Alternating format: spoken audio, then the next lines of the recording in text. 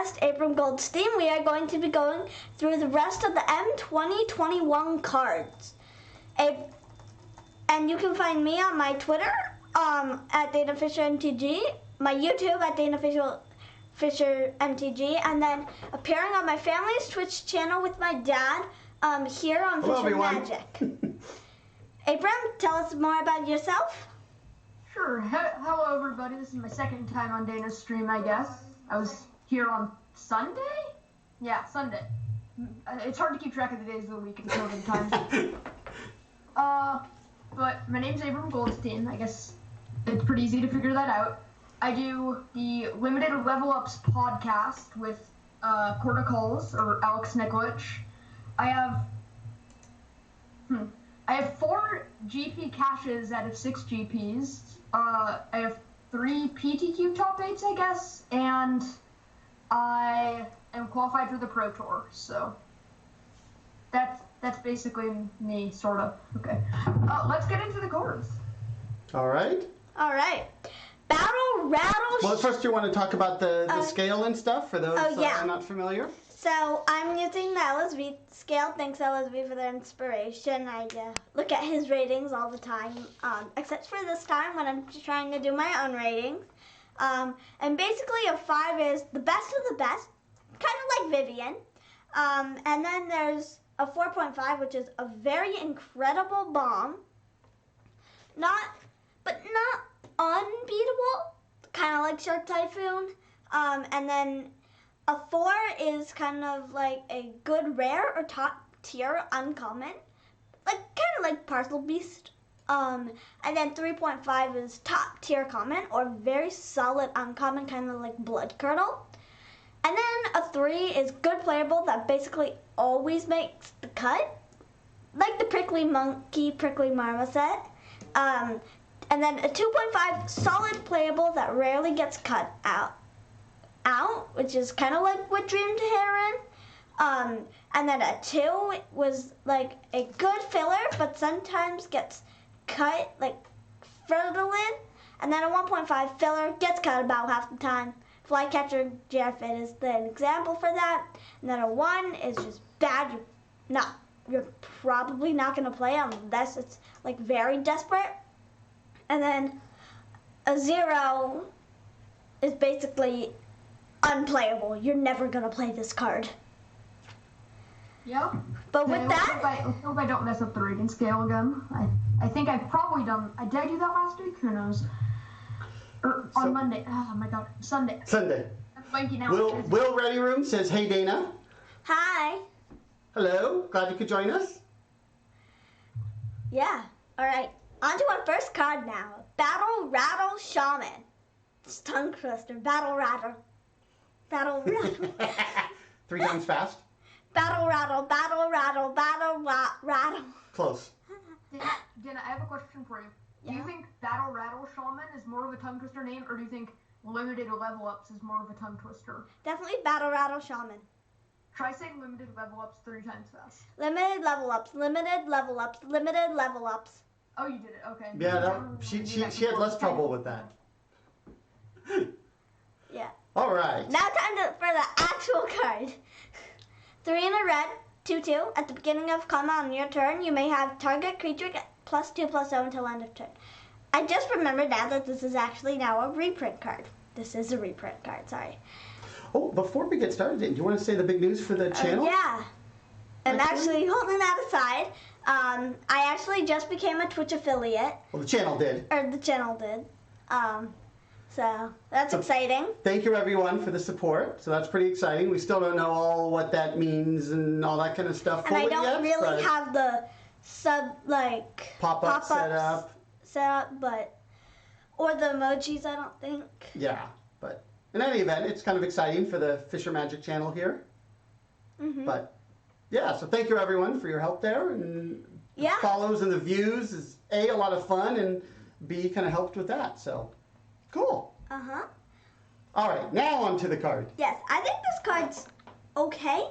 Not the best. I think it's like a 2. Yeah, I think this card is a 2.5. I think the ability being almost like an equipment every turn is strong. And you can target itself, so it's not a dorky creature. Like, it's not what I love out of a 4-drop, but it being able to make some of my creatures that can't attack be able to attack seems pretty strong. And I think this can trade on defense if you're in a terrible spot.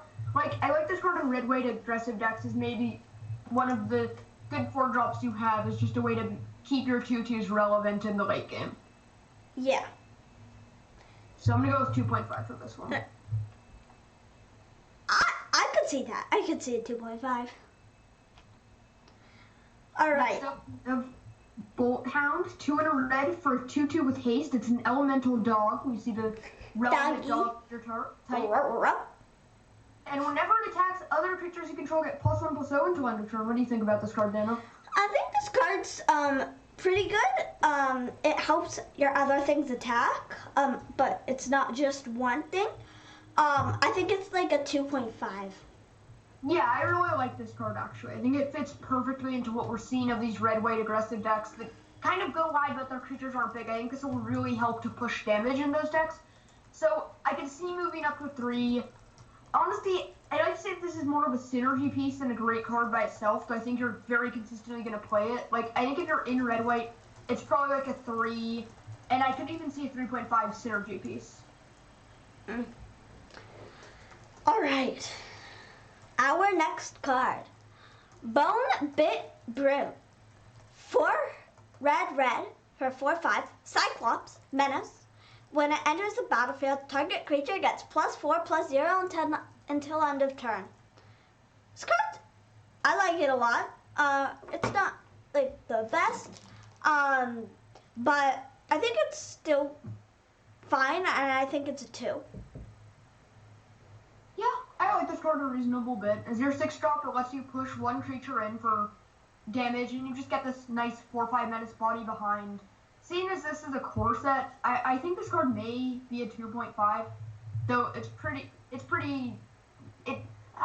clearly not one of the better cards in the set. It's just one of those average commons. It'll make your cut a reasonable amount of time. Yeah. So next up here we have Brash Taunter, 4 in a red for a 1/1 with Indestructible, and whenever it's dealt damage, it deals that much damage to target opponent. It has got 1. And you can pay 2 in a red and have it fight another target creature. You have to tap it for it to fight. I like this card a reasonable amount. It's able to dome your opponent for a reasonable amount of damage in the late game. Like, honestly, depending on if they have 5 a turn, and you can even fight a creature you control. So you can do a ton of damage with this card in the late game. I don't like its mana cost, but it is nice that it can just come down and block. And I don't know how much it dies to. I guess the biggest problem is it's just dies to Grasp of Darkness, but that's not so huge. So I like this card as a pretty solid 3.5. I'm a fan of this card. I actually think it's the complete opposite. It's 5 mana and a 1/1. That doesn't do that much. I think it's a 1.5. Interesting. I think the biggest thing for me is that it has Indestructible, so the turn you play it, you gotta immediately block their biggest thing on the ground. So, even if it's just impossible to attack into almost, because when it comes down, if they attack into it, it blocks for free and they take 5 damage. So, I kind of like this card just as a very good blocker and a great way to deal damage in the late game. Oh, I think I read some. Oh, I thought it would just deal 1 to the opponent, not. Oh. Yeah, so maybe I could see a 2.5. That changes it then. Yeah, I could see a 2.5. So Will Ready Room says Brash Taunter plus something enchanted with Colossification. Fight. Don't think that will ever happen for us limited players, so for me at least, I would play. Yeah, but it's a fun like commander or something like that interaction, you know. Yeah. I just like a cube draft. You get access to channel points. You can unlock a random sub emote even though there isn't one. See, we don't know anything. We don't know anything about how any of this stuff works. So, if anybody has any tips on what a new affiliate channel should be doing, otherwise we'll be figuring it out as we go. Okay, so on to our next card here. We have Burn Bright. 2 in a red for an instant. Creatures you control get 2/2 until end of turn. Yeah, this is a reprint. Not that great one. Yeah, I don't think this card is a 1 because I think this card has a home probably in red-white aggressive decks, is that late game piece. And I think if we haven't seen an Inspire charge effect yet, so I think this card goes up a little because of that. I could see it being like a build around card, a card that you only put in your red-white go-wide decks. So I could see giving this a build around 2.5, but otherwise it's pretty unplayable. Now, time for our red planeswalker, Chandra, Heart of Fire. 3 red, for 5 loyalty. +1, discard your hand, then exile the top 3 cards of your library. Until end of turn, you may play the cards exiled this way. Chandra, Heart of Fire deals 2 damage to any target. Search your graveyard and library for any... What's the plus of those? It's +1. The second ability is also a +1. And then -9. Search your graveyard and library for any number of red instant or sorcery cards. Exile them, then shuffle your library. You may cast them this turn. Add 6 red. I like her. I think she's a 4. Yeah, I think I'm going to go with 4.5. I can see that. She just has a ton of loyalty. She's not game winning by herself, but for turn 5 she does a lot, right? Kill a 2-drop maybe. She can kill your opponent just by herself. And it's a lot of card advantage, so she has slight self-protection, right? And you can count how much loyalty she has as self-protection. So I think this card, you're going to be first picking this card, so I don't know how much the grade matters. But I think I could go 4.5. I can see a 4 as well. I just think you're always first picking this card. And I could also see a 4.5, but 4 or 4.5 is basically what this card is. Yeah, it's very strong. It's just not like the highest tier of bombs. Yeah. All right. Now time for the 3 Chandra cards. First is Chandra's Incinerator. 5 and a red for 6/6. This spell costs X less to cast, where X is the amount of non-combat damage dealt to your opponent this turn. It's also has trample. Whenever a source you control deals non-combat damage to an opponent, it deals that much damage to target creature or planeswalker that player controls. It's a solid card. I think it's like a 2.5, maybe even a 3. Yeah, I'm going to go up to a 3.5 on this, because I think any card that says deal damage to your opponent now becomes insane almost. And you can kind of haste this out a little bit with like a shock or 2, right? A lightning strike if there is one. We haven't seen all red yet. So I think this card is 3.5-ish, and it could just be insane, and it could be not really a high pick as well. I could see both of those things. Oh, Will Ready Room thinks it's great, so definitely. Yeah, I could see a 3 for sure. Okay. I think it's good and constructed for sure. You got to do some fun stuff with it, but I think we're rating this for limited. But definitely depends, Abram. I think your point depends what you have to go with it too. Yeah. Yeah, I'm looking through the set. The next card we're about to see is very strong with it. The next card is just a great card. So we have Chandra's Magma here, a very strong card, I think. 1 in red for a 2/2 elemental dog. Tap it. It deals 1 damage to target player planeswalker. Boom. It's the sliver from Modern Horizons without the downside, but without this all slivers upside. I think this card is great. So it's like a 2-mana 2/2, which is relevant on turn 2, relevant on turn 3, relevant on turn 4. It's a dog, which is also relevant, and it's just strong in the late game for your 2-drop. That's kind of what you want. 2 mana for a 2/2 that deals the damage to target player planeswalker in the late game. You can just deal a damage every single turn. That's enough to honestly get your opponent low, and if you can combine it with any other face spells, that's just going to be lethal in a second. And even if you aggro them out in the early game, right, you have this fast creature start, they're down to 10, boom, my Chandra's Magma start doing damage to you, and then I Alpha Strike to get in 3 extra points, and you're just out of the game, right? So I'm a fan of this card. I think I would rate it a 2.5, maybe even a 3. I actually think it's only a 2.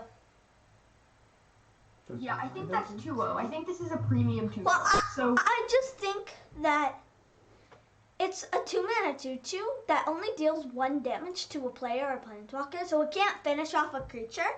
If it's set to any target, it would be a lot better. But so that's why I'm not as big of a fan. I think it's a solid card. And I could see maybe going up to a 2.5, but probably not a 3. Yeah, the biggest thing is just when you play this on turn 2, it's pretty like easy to get an attack in or two with this, and then you just gotta have it as a blocker that can deal a damage to them at the beginning of their end step, right?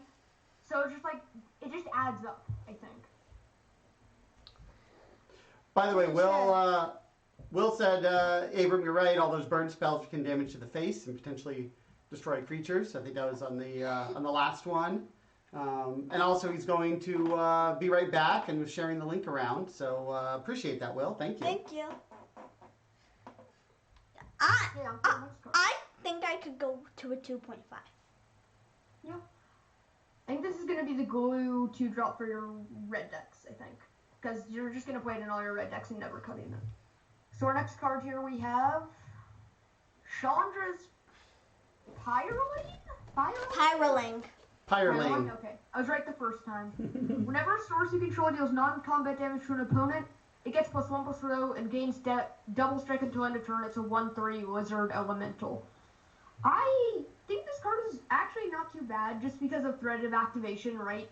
It's going to be super hard for your opponent to attack into you or block when you can just hold up shock. Though I don't think this card is very good. I think I'm just going to give it a 2. Like, I think if you get enough easy damage to the opponent, this could rise up to a 2.5 or 3, but I think at the moment this card is just a 2. I mean, if you can get it pump spells, I don't know if there's Infuriate or something, but I'm not a huge fan of this.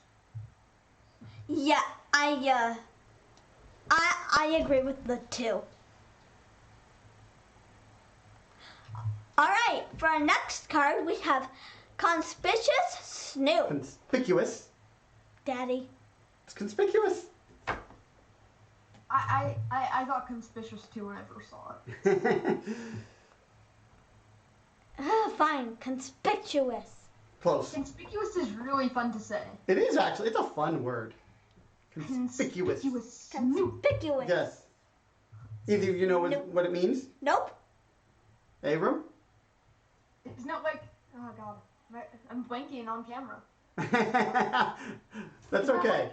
It means it sort of stands out. Got it. Exactly. It's like easy hide, good hider kind of thing, like hard to find, right? Actually, it's more that it stands out. So it's more that it's easy to find. It's clearly visible, which is kind of means that's the joke, right? It's just exactly. Like it's trying to be this sneaky goblin, but the reality is you can see it coming because your top card is revealed. I guess is part of that. So. All right.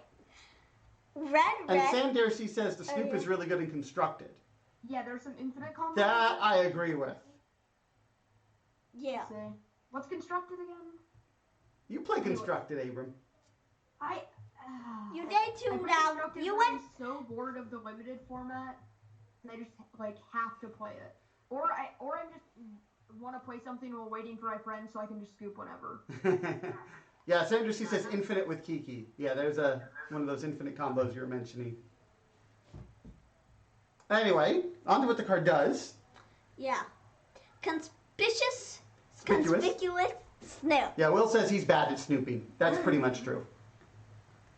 Red, for a 2/2. Play with the top card of your library revealed.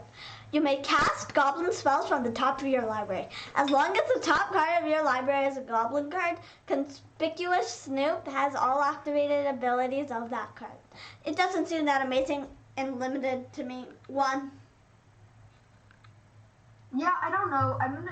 I'm going to gather right now, and I'm going to check how many goblins are in the new set. Though I don't know. Maybe Scryfall is better for this.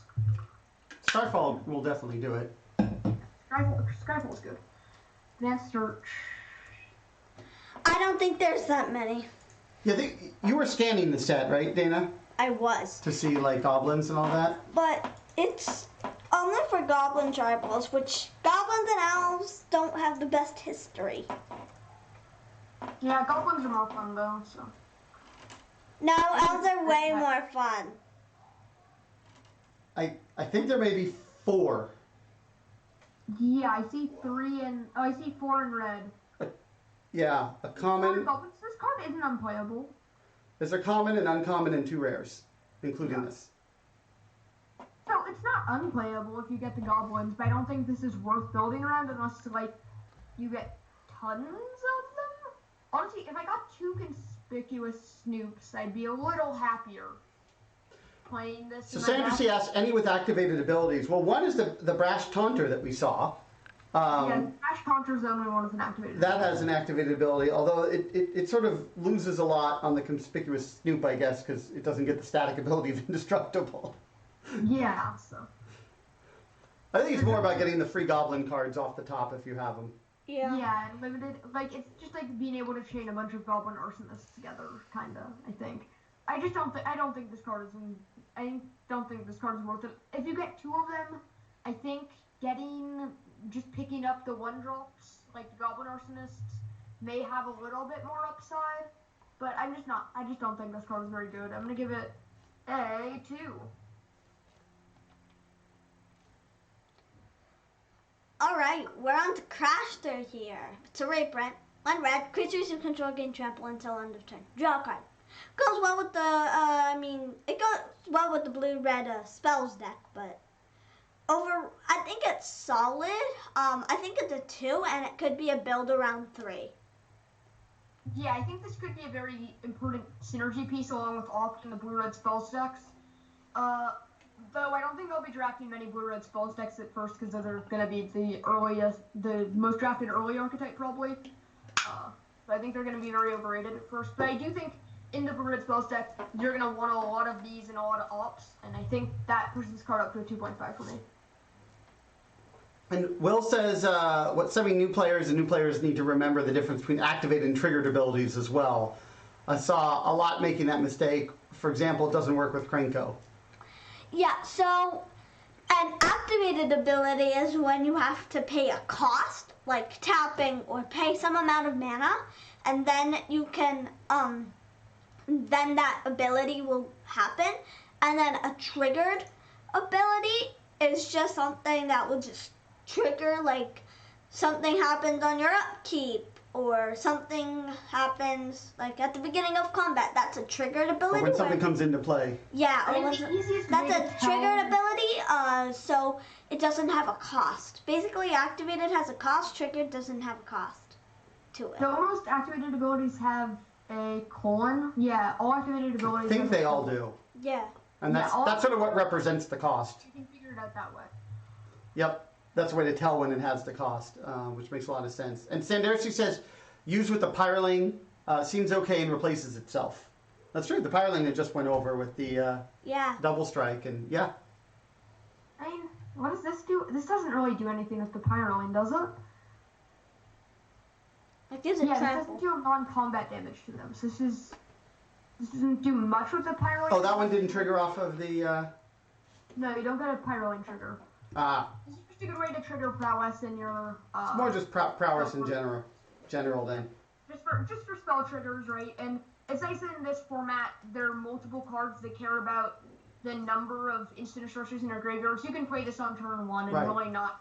I think probably what was meant is that, like, it gives it the trample as well, if it's already gotten triggered by something else.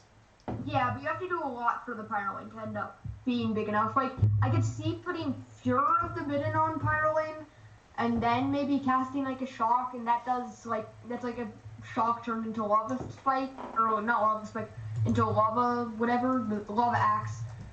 I just don't, like, I think this card is more of a spells card. So I take on this card, I guess. I would give it a 2.5 for spells, and it's kind of meh everywhere else. Yeah. Okay. Destructive Tampering. 2 and a red. It's a sorcery. Choose one. Destroy target artifact. Creatures without flying can't block this turn. just does not seem amazing. I'm gonna say a 1. A 1. Okay, I think that's way too low on this card. So I think you're not usually casting it for the artifact part, but there are a lot of artifacts in this set. Believe it or not, there are a few artifacts that the destroy target artifact will actually be very strong against. Set ability is actually not irrelevant like it normally would. It sucks that Flyers is just a big archetype in this format, but I still think in red-white aggro decks, against a lot of decks, this is just going to be straight up game over. Your creatures can't block, right? We crushed you in the early game, we're going to crush you in the late game because we have this card. So I think this card is pretty strong in red-white aggro decks, and honestly, in all my red decks that are aggressive, I would totally be fine playing 1 or 2 of these. So I'm going to give this card a 2.5. I could maybe see like a 2. Yeah. And I think it being uncommon, oh no, it's not uncommon, so it's common, so it's probably worse than it used to be. But I still think this card is a 2.5-ish card. Yeah.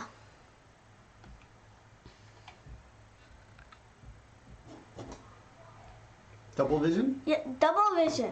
3, red, enchantment. Whenever you cast your first instant or sorcery spell each turn, copy that spell. You may choose new targets for that copy. That doesn't seem that amazing to me. I think it's a 1.5. Yeah, I think this card is, well, it's not incredible. I mean, I just noticed looking through the spoiler, if you use Unsubstantiate. Substantiate. Oh my god, I'm totally off today. If you use Substantiate and you have double vision in play, you can bounce one of the things they have, and then with the copy, you can bounce your own Substantiate. Shade, I think. Does that not work? That might not work. Yeah, that doesn't work actually. I'm saying made up things. The idea was that you gotta bounce your own thing, so you gotta bounce something every turn without losing your Substantiate. Yeah. Or that. But I guess it. Or no, actually, yeah, that could work because you could bounce the. Oh no, it doesn't work. That doesn't work. I'm thinking nonsense. Never mind. But there's other cases it could work. Yeah. This card is whatever. Like, if you ever get a copy, like, an Opt or Reign of Revelation, or, like, a Lofty Denial or something, you're pretty happy. Will, by the way, in the last one said that in Limited, you want to go back to the last one real quick, Dana? Destructive Tampering, if your opponent isn't using Flyers, then it's pretty good. It can be a blowout win con. It's not great, but it'll be used in draft. Yeah, that's what we're talking about in the red-white decks, because it's just good in your red-white decks, right? Or you're just red aggro decks in general. And depending on what you're facing. So. Yeah, and the artifact line will come up. Yeah. And yeah, and then he says double vision's awkward as it's only the first spell. This card will be used in Commander mainly. Yeah. Yeah, you can't totally go off. All right. Thyroid Emancipation. Ooh, almost. Emancipation. Ah, bingo, got it. Emancipation. Why do you even care about that stuff? Huh? Why do you even care about us pronouncing that name? It's a good learning opportunity, right? Look for those in Yeah, every what if- word I what if- say. Didn't you learn how to read in part because of Magic? Because no, it was because I wanted to learn how to read because it was of magic. And I can read it now, helped. but sometimes it's hard. I know. See, so you're learning how to read even better. No, because sometimes you just never know things. This card is good. I don't know what you're talking about. It's ridiculous. So there she says this card is red. janky. It's a 3. Well, Let's I see what it haven't does. read it yet, so 3 red. If a source you control would deal damage to a permanent or player, it deals triple that damage to that permanent or player instead. This card's fine. I think this card's actually pretty good. 3. Oh, I have this card as a 4.5. I mean, we're playing Limited, right? As soon as you play this card, the game's over. Almost. Right? Like, in Limited, you can probably get to the 6 mana. It's not too hard. You can build your deck a little bit more base red, probably. That's not going to be impossible. And then you drop this in. It's only your sources, which is hard to see on the first read. And so that means just as soon as, especially in these red aggro decks, as soon as this comes down, all your creatures do triple damage. So you trade off boards and get in probably a large amount of damage and keep some of your creatures alive. So I'm a big fan of this card. I could see going up to a 4 maybe. Yeah, a 4 seems fair. I mean, all your drops turn into 6 damage to anything. Yeah. Right? Now, so Darcy's point is, by the time you have it out, mono red should be winning already. That seems more like a constructed. And Will loves this card, again, Commander mainly, but in an Obosh deck, and it gets on the field, it's 12 damage for 1 mana. Yeah, I think Darcy is pointing out it's similar to Nyx Bloom Ancient. I don't What think they're it's saying, but explanation because I think they do completely different things in Limited. Tripling mana isn't the same as tripling damage. Tripling mana just means you can cast your spells faster, but on turn 8 in Limited, you're not really playing many huge creatures. Nyxplanation just becomes a win more card. It doesn't do what you want for 8 mana. This card changes the entire board state as soon as it touches the battlefield. So it's not really that janky just because it's basically game over when it ETBs. So this has immediate impact with Nyx, which Nyx Bloom Ancient doesn't, and tripling mana is totally different than tripling damage. It's interesting, a lot of different perspectives on this one, I think, all the way from not good to really good to, kind of in between. And I don't think it's like busted in half, but I do think it's like a 4.0 or 4.5 card just because of the effect it has on the game, right? It's not just your red sources, it's all your sources. So it turns all your removal into high damage threats. It turns all your creatures it turns your 2 power creatures into 6 power creatures, right? Like your 4-drop just like hits them for 12. If you have a 7-drop, if you have 7 power, it hits them for 21 damage. So I think this card does a lot. Sure. Alright, reprint time. Furious Rise. 2 in red.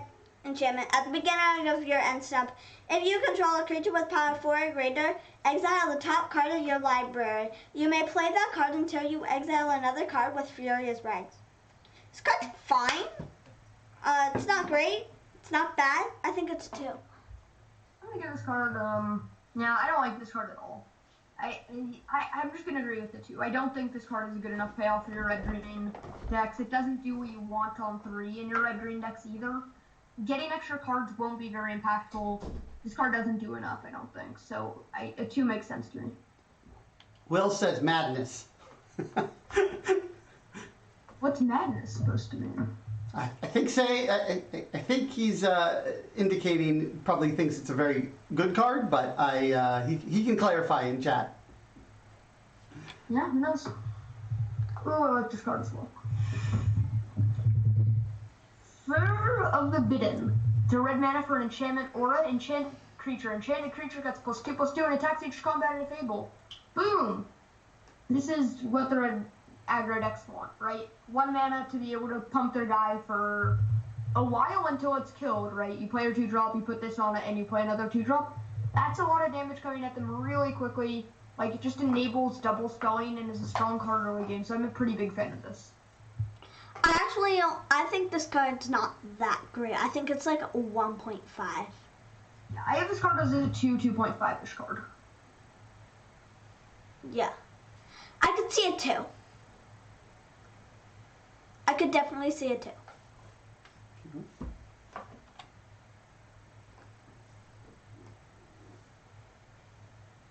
Alright. Gadrock, the Crown Scourge. 2 in a red for a 5/4 flying. It can't attack unless you control 4 more artifacts. At the beginning of your end step, create a treasure token for each non-token creature that died this turn. This card just seems pretty strong. I'm gonna say it's a 3. Because it's a 5/4 flyer that is a very good blocker, and then if things die, you create treasures at the end of the turn. And it could be on their side. So and the treasures are artifacts and they're mana ramp if you want them to be. And then if you just leave the treasures, it's a 5/4 that now can attack. Dana, do you remember Vantress Gargoyle from Throne of Eldraine? No? Oh, yeah. Yeah, this card reminds me a lot of that. It's that, except 3 mana, but it can always block. Almost, kind of how I'm thinking about it. And Adventurous Gargoyle could always block, and I think it goes up to a 3.5 for me, right? Like, this does enough for 3 mana. It comes down, it blocks flyers and ground creatures. It kind of has to be removed. If anything dies, you get, like, tons of treasure, right? And it's not one treasure. If multiple creatures die, like this can get turned on in 1 turn. It makes it almost impossible for your opponents to block sometimes as well when they're just on low life and a 5/4 flyer just kills them. So I went up to a 3.5 on it. I could totally see this being a 4 or 4.5 card though. So Will mentions it's more easily turned on than people might think. Mm-hmm. So I think Will's also agreeing this is probably a pretty strong card. I think the consensus is it's pretty strong. It's a question of how strong. Yeah, I could agree with the 3.5. Alright. Goblin Arsonist. 1 for 1/1. When it dies, you may have it deal 1 damage to any target. Doesn't seem that exciting. I think it's a 1.5. Yeah, I'm a little reluctant to give it that low grade just because we do know that the red-black archetype is a sack deck, and I can see a Tybalt token coming in handy. Like, I like that this card can trade up, so I'm still a little reluctant to give it that low grade. I think I'm going to go 2, but I can easily move down or up on this card. Same.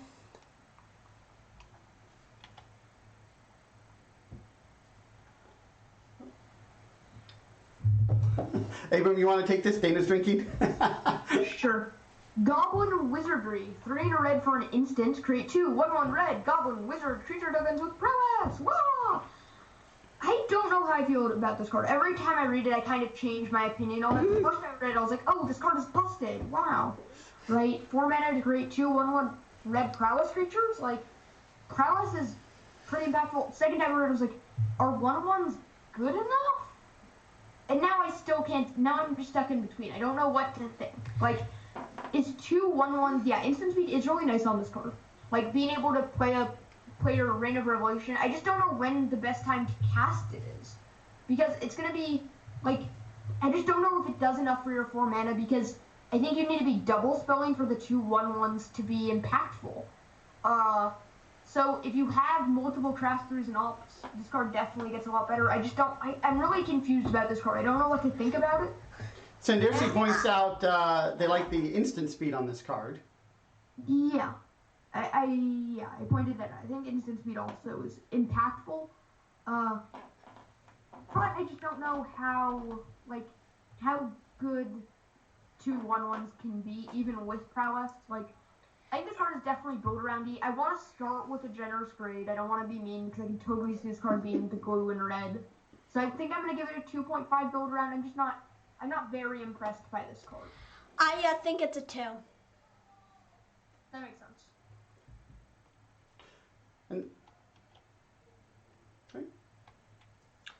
Alright. Havoc Jester. 4 and a red for a 5/5. When you sacrifice a permanent, Havoc Jester deals 1 damage to any target. It's 5 mana 5/5 that gets some benefits when you sacrifice a permanent. It's fine. I think it's a solid card. I think it's a 2.5. I think this card is a 3, and it could definitely be higher. Like, this card is just already a great body, right? And it, like, does good work. Its ability is very relevant sometimes, and it's definitely, like, the ability is going to become relevant, especially with red-black being a sack archetype. So I think this card is definitely a 3, and I could totally see it being higher than that. I could see a 3. I could definitely see a 3. Alright, now for Heartfire Immolator. 1 and a red for a 2/2 prowess. And then a red, sacrifice it. It deals damage equal to its power to target creature or planeswalker. This card seems fine. What do you think, Abram? Yeah, I have this card as a 3.5. This card is insane. Ish, but it is very strong. Yeah, I also think it's a 3.5. Yeah, we agreed on this card. It just does so much. 2 mana, 2/2 prowess is just a good body by itself, and then you have the creature removal in the late game, like, or just for problematic creatures early. Like, this card is just super strong. Yeah. Alright, Hellkite Punisher. 5 red, 6/6 flying with fire breathing. Alright. This card seems pretty fine. I think it's good for sure. It's a 3. Yeah, I think this card is not very good. So, a 7 mana 6/6 flyer with fire breathing, like that's a great body. But I just don't know if the games will go that long, especially because red is an aggressive leaning color. Like, I just don't think this card is going to be impactful. Honestly, I like this out of the sideboard a reasonable amount. If you are playing a slower matchup, this card can just be game ending, but I just don't think it does enough for my 7 mana. I'd rather have a card that said win the game on it, or a card that does something that kind of, when it ETBs, it just does something strong enough to warrant the cost, right? Meteor Golem or something like that, Agent of Treachery, right? Like these cards that ETB and do something, this enters the battlefield, it does nothing. So I'm not a huge fan of this card. I think I'm going to give it a 2 or a 2.5. Can't really decide. If the games do lean longer, I could totally see this card being a 3, though. Yeah, I could see a 2.5 for sure. Sidersi says meh and not great as well. I think also, Abram, what I was hearing from you is it probably depends a lot what archetype you're going with, too, whether this card is good or not. Well, I don't think any of the red archetypes really want this. There's no red archetype that stands out to me as an archetype that's surviving very long, right? There's no red control theme, I don't think, in this format.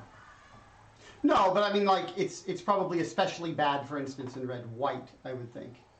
Yeah, it's probably terrible in red-white and red-blue and red-black and red-green. Oh, wait. Never mind. It might be playable in red-green. I think you just already have enough big buffs there, right?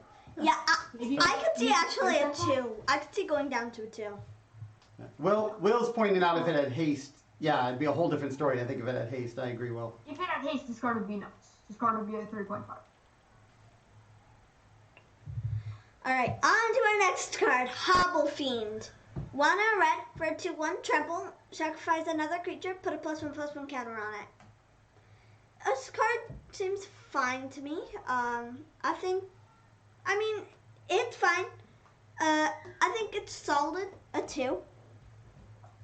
Yeah, this is a very good way to sack things if you are the red black sack deck.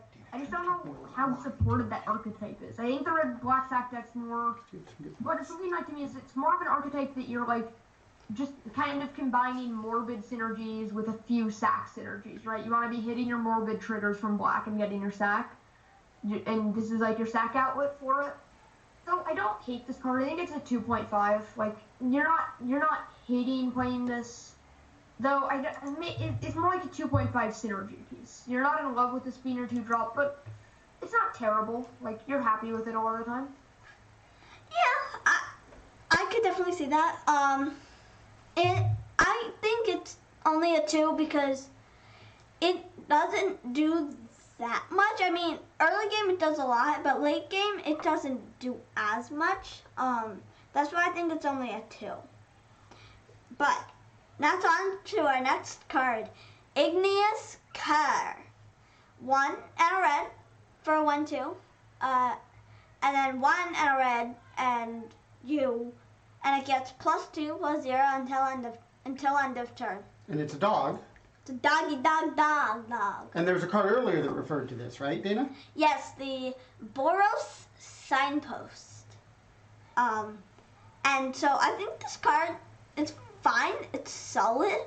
I think it's a 2 because like the fire breathing isn't actually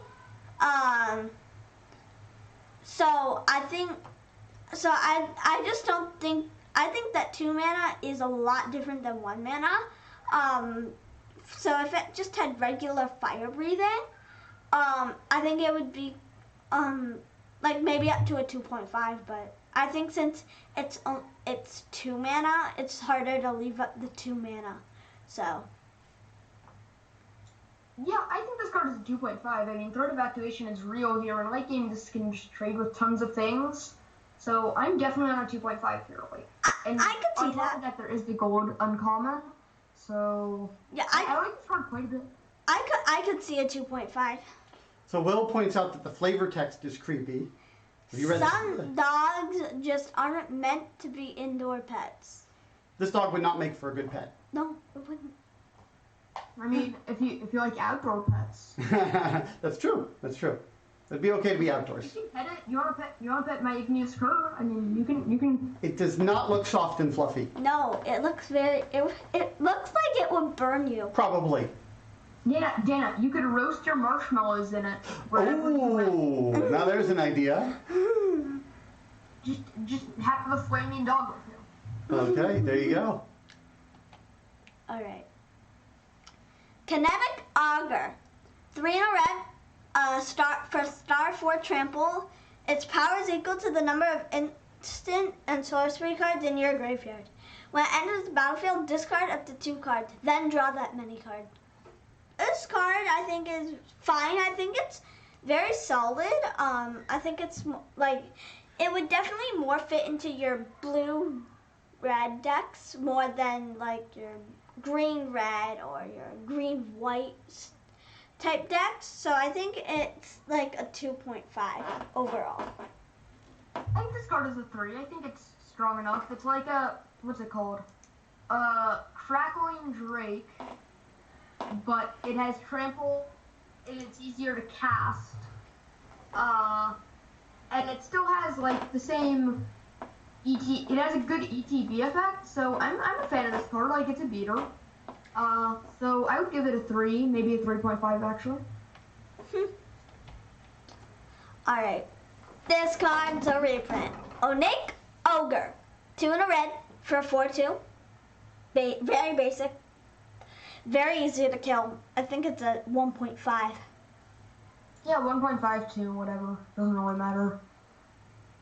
It's the filler 3 drop. It is 4 power, Yeah. which matters a little bit, but it's still just a 4-2. I think it's a 2 probably. Like in your red green decks, I don't know how impactful 4 power is. Like the 4 power decks, 4 power's never been that crazy good unless there's like a 2 drop that really benefits from it. And there is a 2 drop that benefits from 4 power, just like not too much benefit. So, I mean, this card is fine. Like, this card is definitely a 2 probably, but I just can't see it being that much better than that. Yeah. Pitch Burn Devils, 4 in a red for 3/3. When it dies, it deals 3 damage to any target. This card's fine as well. I think that it works really well in your sacrifice decks. It's a little expensive, so I think I would go with a 2.5. I mean, this card is just a 5 drop. Like, it's not a good sack thing, right, though? Because you don't want to be paying 5 mana for something to sack. Like, I pay 5 mana for, like, 4 things to sack, but not for 1 thing, I don't think. So I don't know how good a sack thing this is. Like, I'm not a huge fan of a 5 mana 3/3. Though there is reasonable upside on it. Like, I guess I'll go with a 2. I could see moving up to a 2.5. Like, it's a serviceable 5 drop. Sanctum of Shatter Heights, 2 in a red. Pay 1 mana, discard a land card or shrine card, and then it deals X damage to target creature or planeswalker, where X is the number of shrines you control. This one seems not that great. I think it's a 1.5. Yeah, 1.5 here as well. Doesn't do enough by itself. Yeah. This is a reprint. Scorching Dragonfire. Scorching Dragonfire deals 3 damage to target creature or planeswalker. If that creature or planeswalker would die this turn, exile it instead. This card is very good. 3.5. 3.5? Yeah, I agree there. 3.5 it is. Shock! Shock is back! 1 red, instant. Shock deals 2 damage to any target. Shock's also pretty good. 3. 3? No way. 2.5. 3. Not bad. It's definitely a 3. 3 is too high for 2 damage. Like, in the last set, Deadweight was almost unplayable. So I'm a little worried, but spells being a thing, I think this card gets the edge up. So I'm gonna give it a 2.5. I'm gonna give it a 3. Mana for 2 damage. I'm sticking with 3. I'm hard sticking with 3. Will, by the way, points out that he's very excited for more shrines. I'm shocked it's a 3. Abram's shocked. Shocked. Ba-doom boom. I'm not shocked they reprinted this. So. Oh yeah, it gets reprinted every. Of course. There's actually one. Remember the one in green, Dana, that you saw that's reprinted all the time. We'll get to that one though later. So cool. Oh, we have we're up to 10 viewers actually already. Thank you, everybody. Thank you for joining. You want to give a quick reminder what we're doing here? Yeah, we are doing a limited set review for Core Set 2021 with a special guest, Abram Goldstein, who's a co-host on Limited Level Ups. And so if you like the content that we see, and that you see and want to see more of it, more of the limited set reviews, gameplay on Arena, you can give a follow or maybe even a subscription, because I just became a Twitch affiliate since either late yesterday or earlier today. We became Twitch affiliate. Technically, yes. The channel did. Yeah, the channel did. But okay, cool. So, all right, and I put up in chat there. I put some information on Abram as well as the rating system that's being used here, so you can refer to that. Yeah. If you think I'm not that bad at the game, you can go and check out my podcast that I do with Portcullis. Yeah, Abram has I've listened to the podcast. It's very informative. It is. All right, time for Soul Seer. 2 in a red, instant, Soul Seer deals 5 damage to target creature or planeswalker. That permanent loses indestructible until end of turn.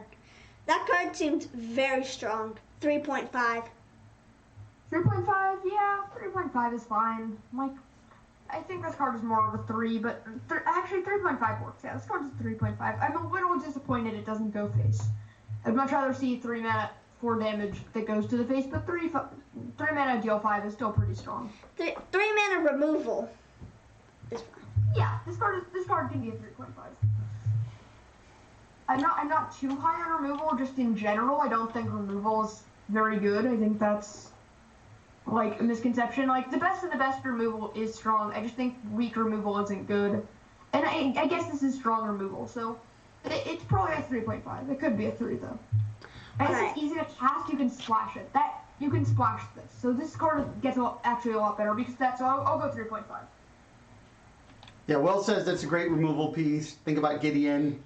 Okay, Gideon is not limited. Not in this set, but yes. But, all right. But fair point. Spellgorger Weird. 2 in a red for 2/2. Whenever you cast a non-creature spell, put a +1/+1 counter on Spellgorger Weird. This card seems very fine to me. It's pretty good. Counter prowess. I think this card's a 3. Yeah, 3.5 actually, maybe. I mean, this card is exactly what you want in your spell stack, right? It just grows forever. Mm-hmm. So, I like this card reasonable. 3.5 is what it's at for me. Yeah. Alright, Zubira Tulzidi Caravaner. 2 in a red for 2/3. Haste. 1 mana. Another target creature with power 2 or less can't be blocked this turn. And then 1 in a red, tap, discard your hand. Until end of turn, whenever a creature you control with power 2 or less deals combat damage to a player, draw a card. This card seems pretty good, especially that activated ability. If you have no cards in hand, then you're discarding nothing and you can draw cards. It definitely fits in the red aggressive decks with low power creatures. I think this card's a 3 though. Yeah, 3.5, maybe. It just lets all your 2-drops get by. This card works insanely well with the red-white gold uncommon, right? Just the play pattern with that is kind of insane. You play red-white gold uncommon, you play this, you get in for 5, you play the other 2-drops, make the other 3 unblockable, and discard your hand and draw a bunch of cards. At least you don't need to do that, because you've got a bunch of card advantage anyways, but this card just does tons of work. I like this card a lot in red-white, and it's probably good at other places as well. So I'll go with 3.5. And let's see, we have Gone to the Arcade says, welcome, by the way. Red, White, Go Wide has decent support at common, uncommon, too.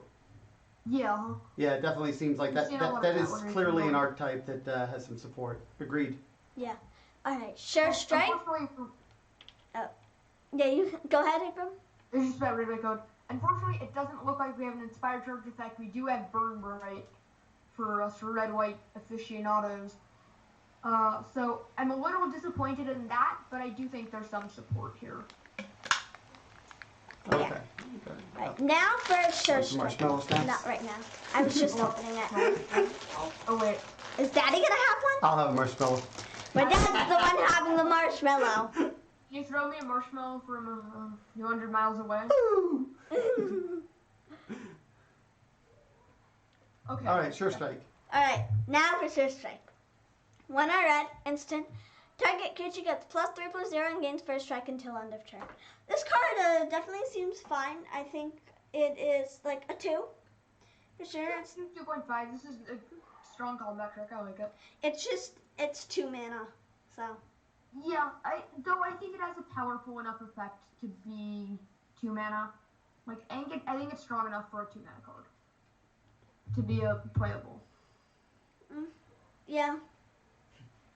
Will wants in on the marshmallow action. You're the one who took it, actually. I could go and grab. Did you suggest the marshmallow before the stream because you might have wanted some? No, because it's actually primarily because I know you wanted them last time. However, I don't hate them either. Yeah, that's what I thought. You guys are talking about getting the stream bigger. You need a marshmallow command. Oh, there you go. Yeah. There you go. That's something. All right. All right. Terror of the Peaks. 3 red, flying, 5/4. Spells your opponents cast that target cost an additional 3 life to cast. And then whenever another creature enters the battlefield under your control, Terror of the Peaks deals damage equal to that creature's power to any target. This card seems too strong. I think it's a 5. 5 is crazy. You're wrong. It's a 4.5.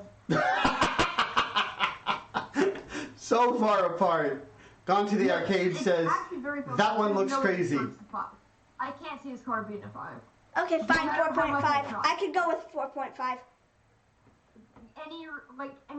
It's the dice to removal argument. Like,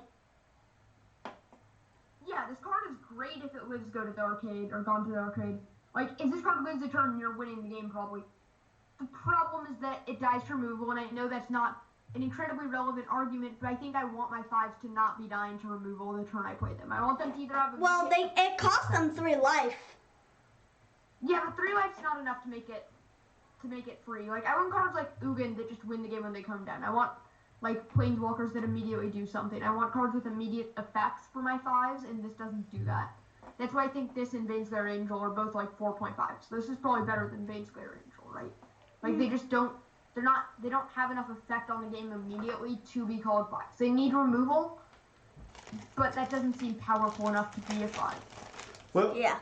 Will says the dragon is terrifying and acknowledges the pun. And Gone to the Arcade says it's definitely a removal magnet, which in a way is part of the definition of a bomb. If it's not removed, it can tip the scales a lot. Mm-hmm. Yeah, exactly. This card is a bomb. Like, it's not the best of the best, though, just because it can't tip the scales if they just have removal the turn you play it.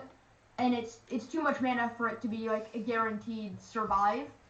Like, I don't think it's very close to living a turn a lot of the time. It's going to get killed pretty much immediately. But if it isn't, you win. So it's a very strong card. It's like a bomb. It's just not the tippity top of bombs. It's not a 5, which I think is the best of the best. The cards that actually win the game when they come down, like Ugin, like Vivien in the last set, which wasn't actually one of the bigger bombs in the set, but for non-companion cards, it was pretty strong. So, and you want cards with immediate impact as your bombs. Yeah.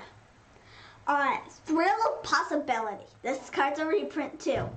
1 red, as an additional cost, cast this spell, discard a card, draw 2 cards. This card's fine. I think it's 2. It's not that great. It's not bad. I mean, in its last set, this card was sick. This card was like the glue that held every deck together last set. Or not last set. What's the set after Throne of Eldraine? Theros Beyond Death. This card is great in Theros.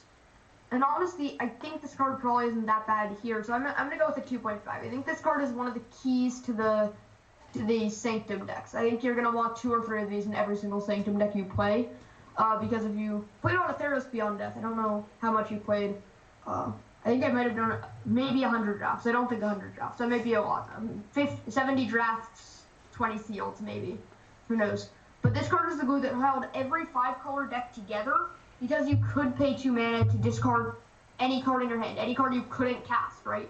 You can, let's say you have red mana, but you don't have that blue and white mana for your Dreamcaller. You just pitch your Dreamcaller to just get 2 more cards, right? You get rid of all your uncastables and just draw 2 more cards. So this card was actually really good, and you can always just discard your lands if everything is going well and smooth and your mana is doing well, right? So I think this card is actually pretty strong, and I can see a 2.5 for this card. Yeah, I can see that too. Alright. Traitorous Greed. 3 and a red. Sorcery. Gain control of target creature until end of turn. Untap that creature. It gains haste until end of turn. Add 2 mana of any 1 color. There's always some type of gain control of something in every set. That's red. Well, this card is great in this set because we have sack outlets. So this card is actually really good. It's probably worse than Tentative Connection was last set, though. Tentative Connection was like a 3. I don't like this card at all. I think it's a 1. Yeah, I think that's crazy because I think, have you ever played Red Black Sacrifice, Dana? There's not much, and I think it could be a build around 3, but overall 1.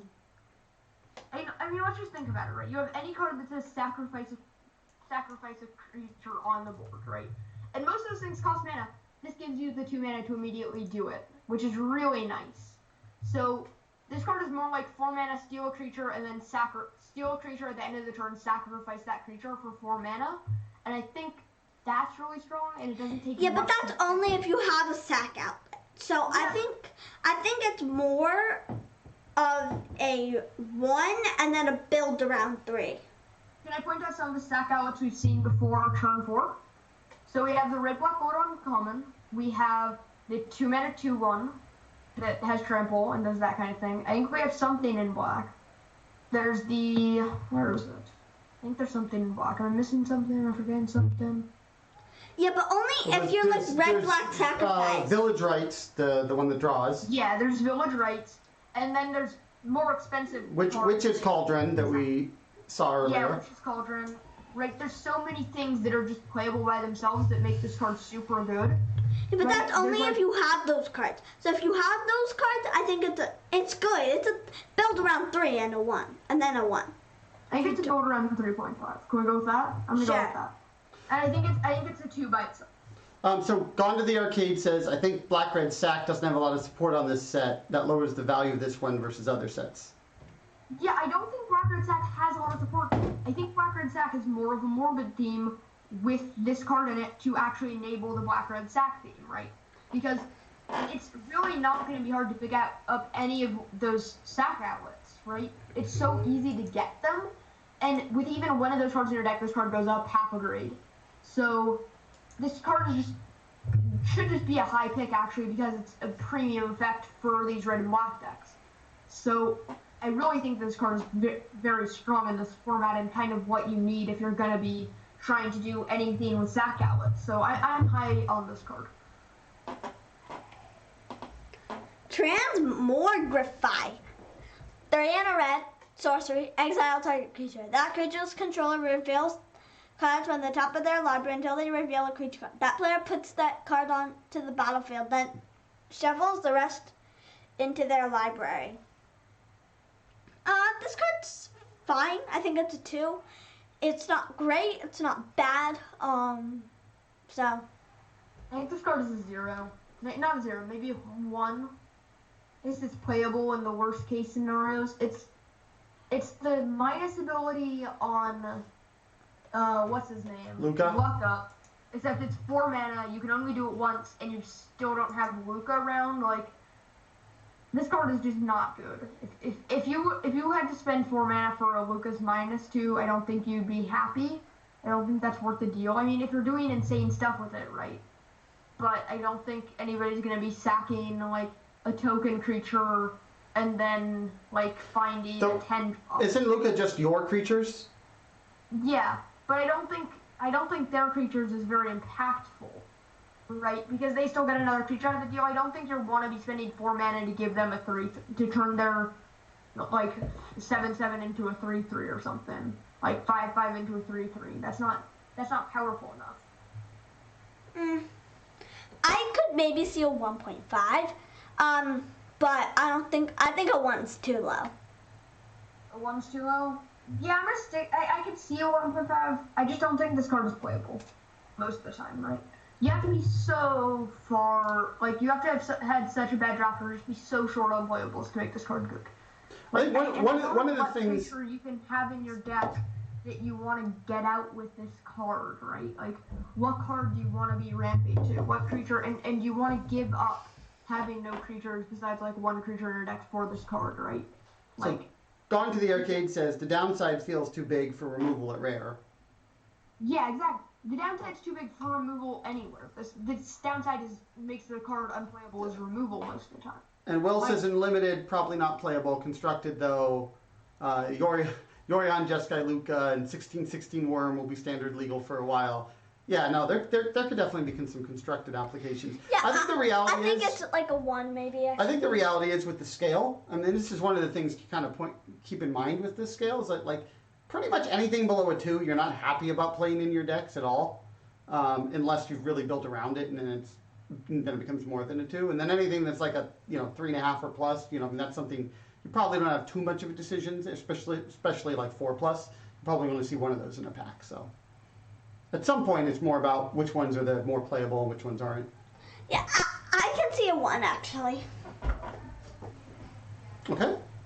All right. Turn to Slag. 3 red. Turn to Slag deals 5 damage to target creature. Destroy all equipment attached to that creature. It's 5 mana sorcery speed removal. I think it's good, not great, but I think it's 3. I think this card is a 2, maybe a 1.5, but I'll go with 2. Abram, removal is so good. Removal basically says you play a creature and it dies. Okay. Maybe after this, I'll give you some limited content, some drafts on MTGO, and maybe, just maybe, you'll find out how bad this removal spell actually is, I think there are definitely schools of thought on that. Like, as an example, I know LSV rates removal pretty high in general for things, and, there's kind of good reasons for that. Other pros have different thoughts on that front. I think it kind of just, depends a little bit what you're going after. Yeah. I play in like a limited only-ish community, and so it's all limited all the time, and so I think that changes the opinions because everybody is like doing 80 drafts, 90 drafts. Some people are doing over 300 drafts a season, right? So you usually can figure out how good cards are, and I think one of the biggest things that community has identified is that clunky removal is clunky removal, and it's not good. It's not like 5 mana removal unless it's just like straight up exile creature kind of thing isn't very strong, and even if it is that's still like a 2.5, right? So okay, maybe I could see a 2.5 for sure. So cheap removal will always be good. Gone to the Arcade says 5 mana for 5 damage feels expensive. If it was any target, it'd be a whole different thing. And Will says it's a harder to cast Lava Axe that also kills equipment. This won't be played outside of limited, maybe Commander. Yeah, I mean, I think there's definitely differences in kind of constructed, but we're talking strictly limited for all of these ratings. This is a wheel only card. You're never taking this card unless it's the craziest of crazy weak packs in kind of the first few picks. Like, this card just isn't good. It's not what you want to be doing with your removal. This card is the desperate kind of... Okay, fine. Maybe it's a 2. Well, for what it's worth, since it's out and stuff, all that kind of stuff, I did take a peek. LSV did call this at 1 of 3. for what it's worth. As I said, he does tend to like removal and all that kind of stuff, and I know that's definitely been kind of an inspiration for all, a lot of your evaluation of limited cards. Mm-hmm. But again, there are different schools of thought. Yeah. I could see a 2.5. I All would right. stick for 2. I don't think this card's good. Target Ogre. 3. Turret. I said turret. Ah, okay. You're trying to correct me on something that I actually said correctly? Testing you. Turret Ogre. 3 and a red for 4/3 reach. When it enters the battlefield, if you control another creature with power 4 or greater, Turret Ogre deals 2 damage to each opponent. I like this card. I think this card's pretty good. I think it's a 3. 3? That's too high for 4 mana 4/3, I think. I think this card is a 2.5. I think it's a 4 mana 4/3 with reach. That it's probably going to be doing 2 damage to each opponent, which will be non-combat damage for your other things that trigger off of it. And so. Yeah, it's not bad. It's just not a 3. I'm not excited to have it in my deck. This card just is the definition of a C to me. Like a complete average card, right? You're never excited about it, but you're never really down about it. So I have this card as a 2.5. Okay, I could see that. Unleash Fury. 1 red, instant, double the power of target creature until end of turn. That doesn't seem very strong. I think it's a 1.5. 1. What are you saying, Abram? 1. You're saying 1? Yeah, One. he says 1. Okay. I'm not quite sure what that was all about. 1. Finger. Will, by the way, points out reach is good and limited for the Turret Ogre, was referring to. Yeah. And the shock effect creates pressure on the opponent if they're behind. Alright. Volcanic Geyser. X red, it deals X damage to any target. Seems very strong. 4. 2. Ooh. How much mana are you gonna reliably put into this? Like, And have it- probably X will equal 3, and it's 3 to any target. Or you could just, if they're like at, if it's late in the game and they're at 5, you could just cast this for 7 mana and kill them. Yeah, are you happy about a 7 mana Lava Axe or a 5 mana Lightning Strike?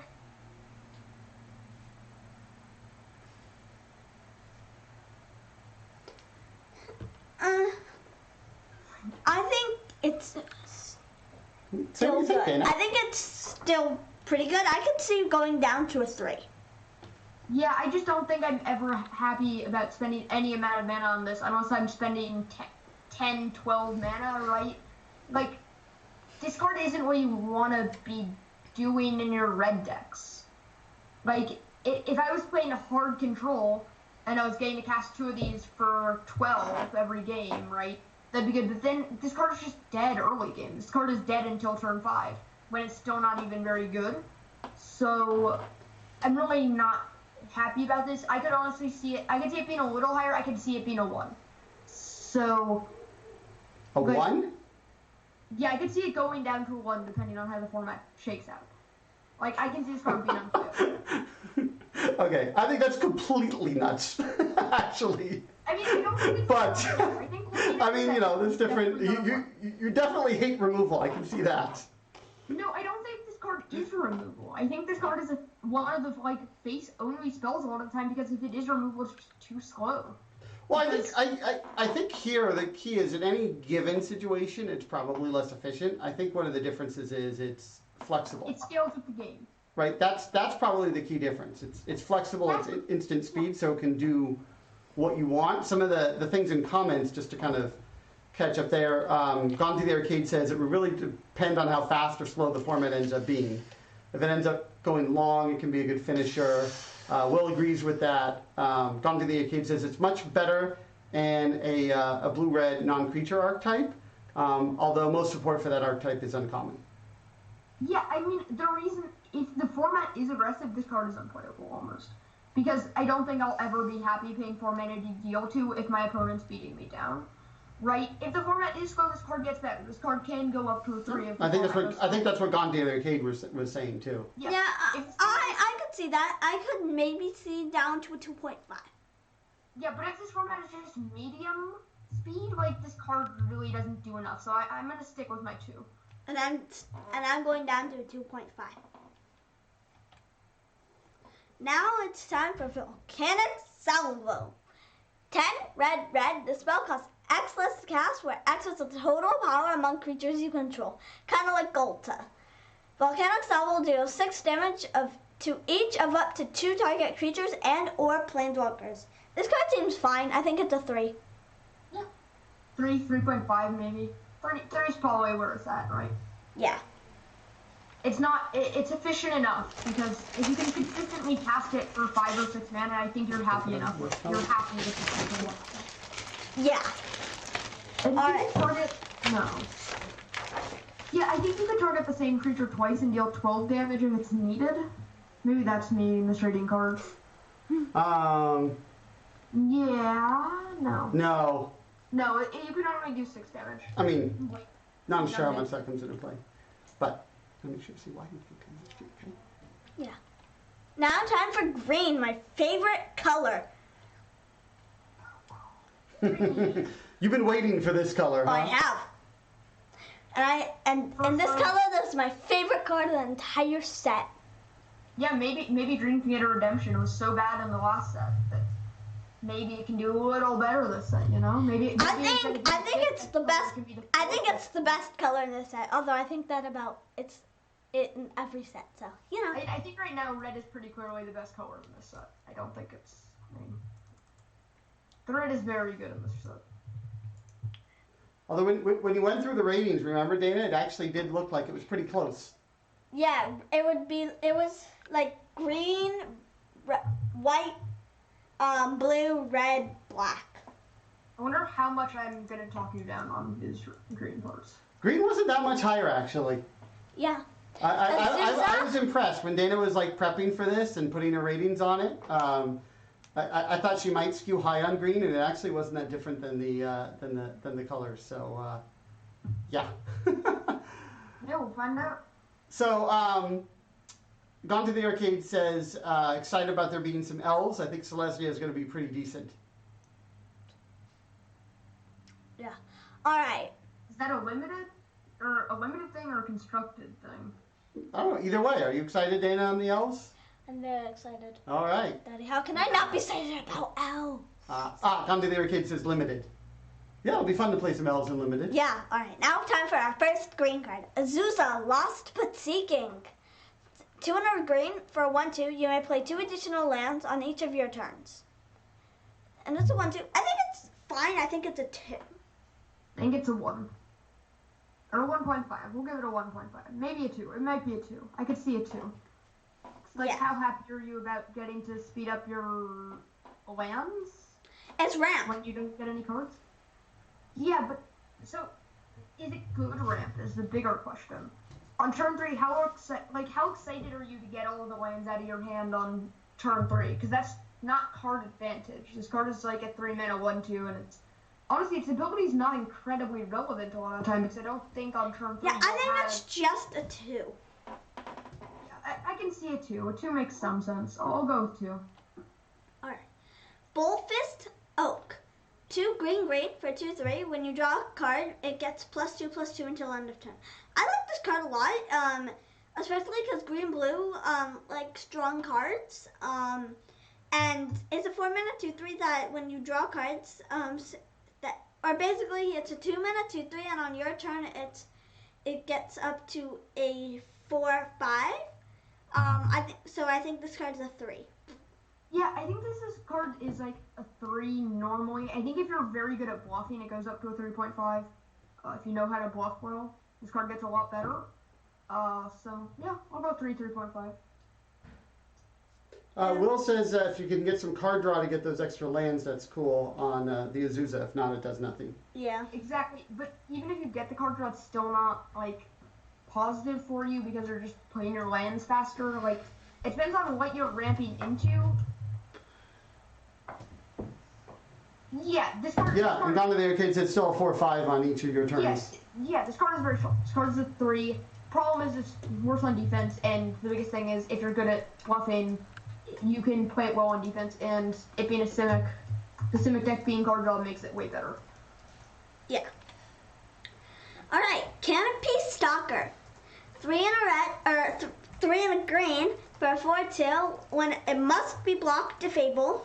And then when it dies, you gain 1 life for each creature that died this turn. I think it's a 1.5. I don't think it's very good. It's just gonna die. Yeah, it's just gonna die. It's a trading card. So it's like Magic itself, trading card game. Woo! Trading. It's a trading card. Trading card cat. Haha. But Abram's trying to be as funny as me, Dana. Well, he is way funnier than you. I see. You're not funny at all. I'm funny. I'm not very funny actually. Funnier than my dad, who's never funny. That's fair. At least in your view. Yes.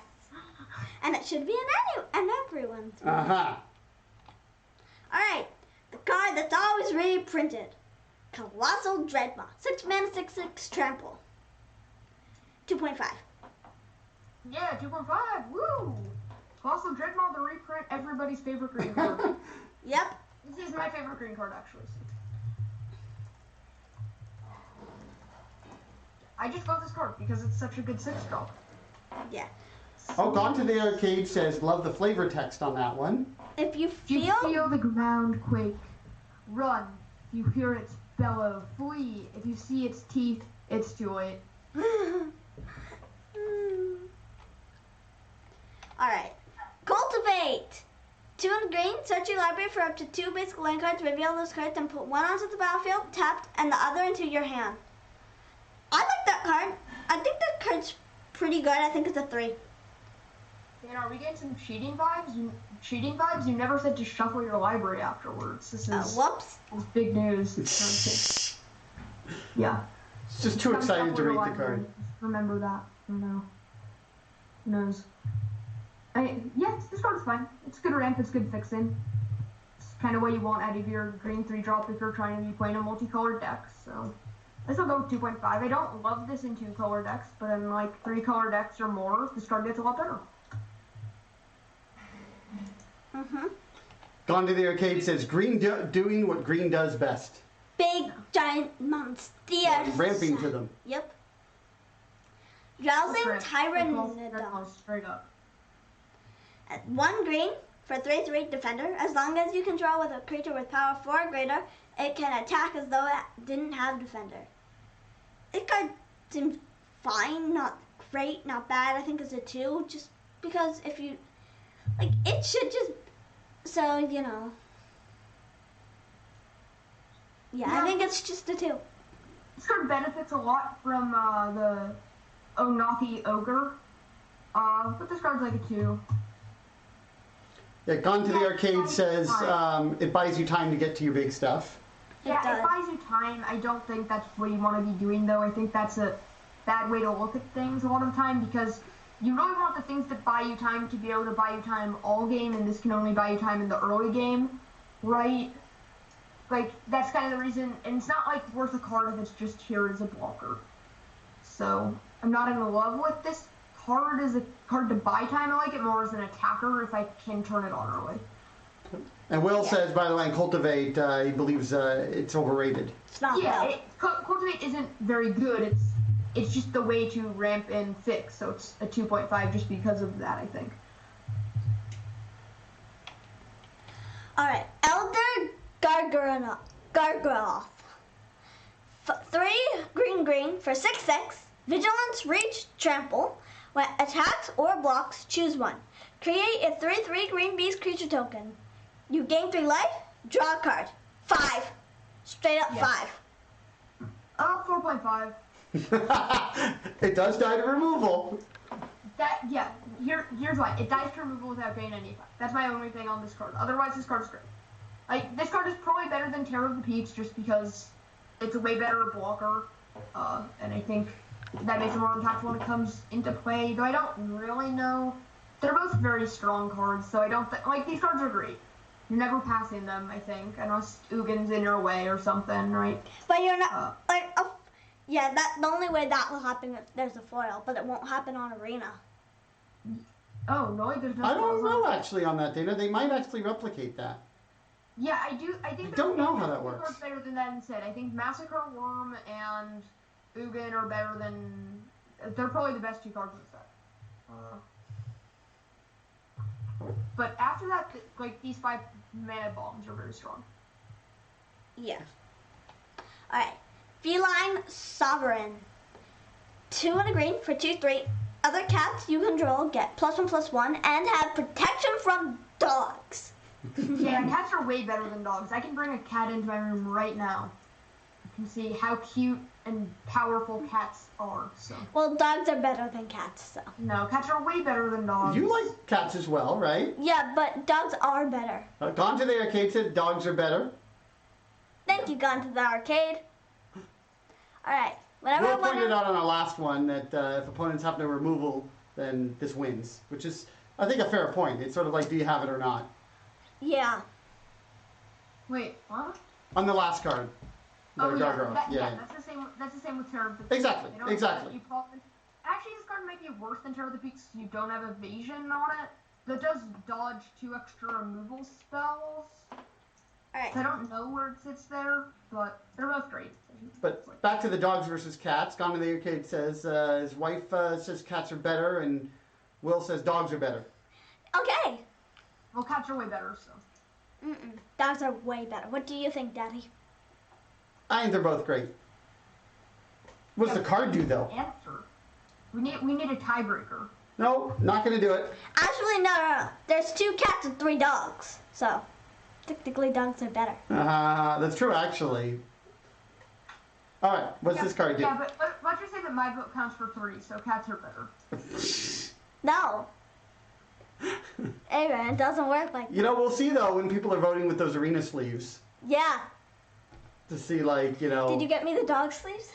No, I haven't done that yet, actually. I'm not sure if that started already or that will be starting, actually. I'm not entirely sure. Gone to the Arcade says, I want to make a Rin and Seri janky deck for Constructed. Cats and dogs shouldn't be enemies. They should be inseparable. There you go. I think that'll work. Yeah, dogs aren't man's best friend or woman's best friend or whatever. They're cat's best friends. And anybody who says cats don't like anything, you're wrong. Cats like dogs. Will says dad isn't taking sides. I generally think I've had both, actually. I've had, you know, when I was growing up, I had, you know, dogs and I had cats. So they're both good. Yeah, if Adam takes a side and the side is cat, which it clearly should be, they will be on, so he can't take a side. No, here's generally. Okay. Whenever 1 or more cats you control deal combat damage to a player, destroy up to 1 target artifact or enchantment that player controls. It's Mini Congo Cat. Yeah, it's okay. I think it's a 2. Then aren't monkeys better than cats and dogs? And this is like a Kogla, so isn't this better than dogs? No. Oh. Kogla is better. Yeah, I wonder how many cats there are in this format. I can do a quick search on that. Malkin. There's Sabertooth Mauler.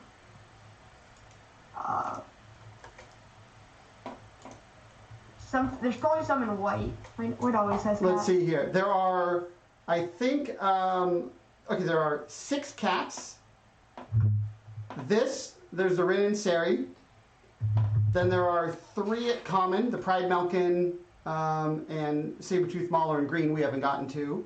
And we have a Bossery's Acolyte in white. And then the Canopy Stalker that we went over is an uncommon in green. Okay, so how many dogs are there?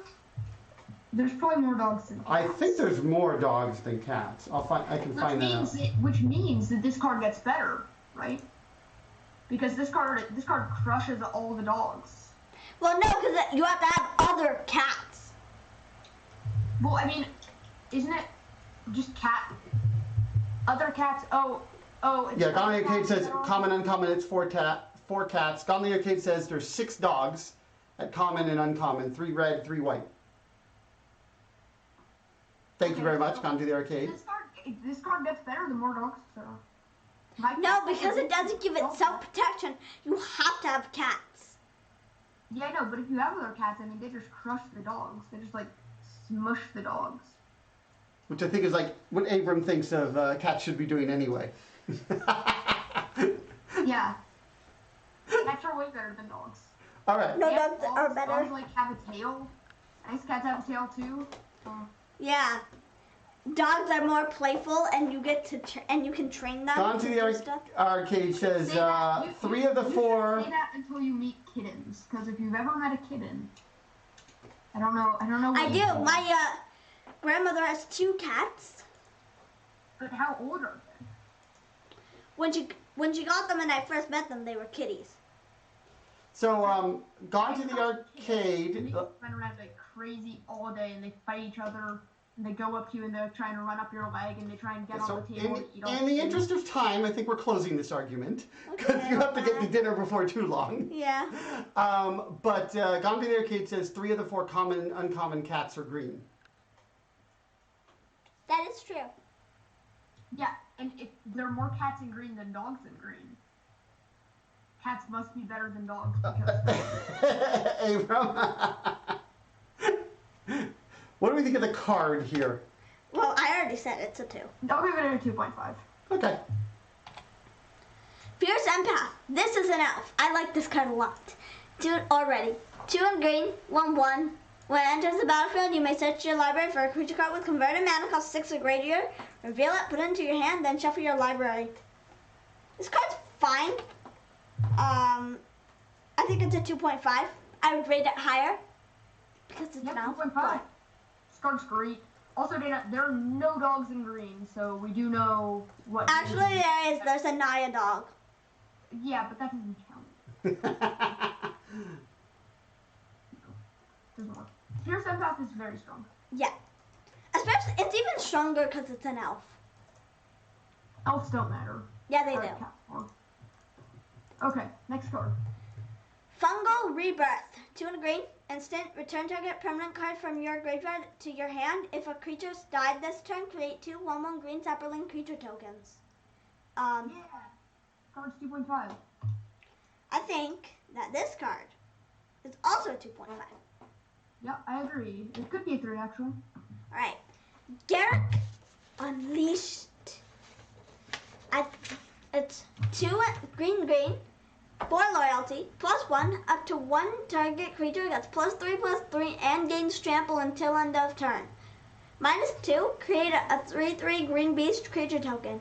Then if an opponent controls target creature, and then if an opponent controls more creatures than you, put a loyalty counter on Garrick Unleashed. And then -7, you get an emblem, but at the beginning of your end step, you may search your library for a creature card, put it into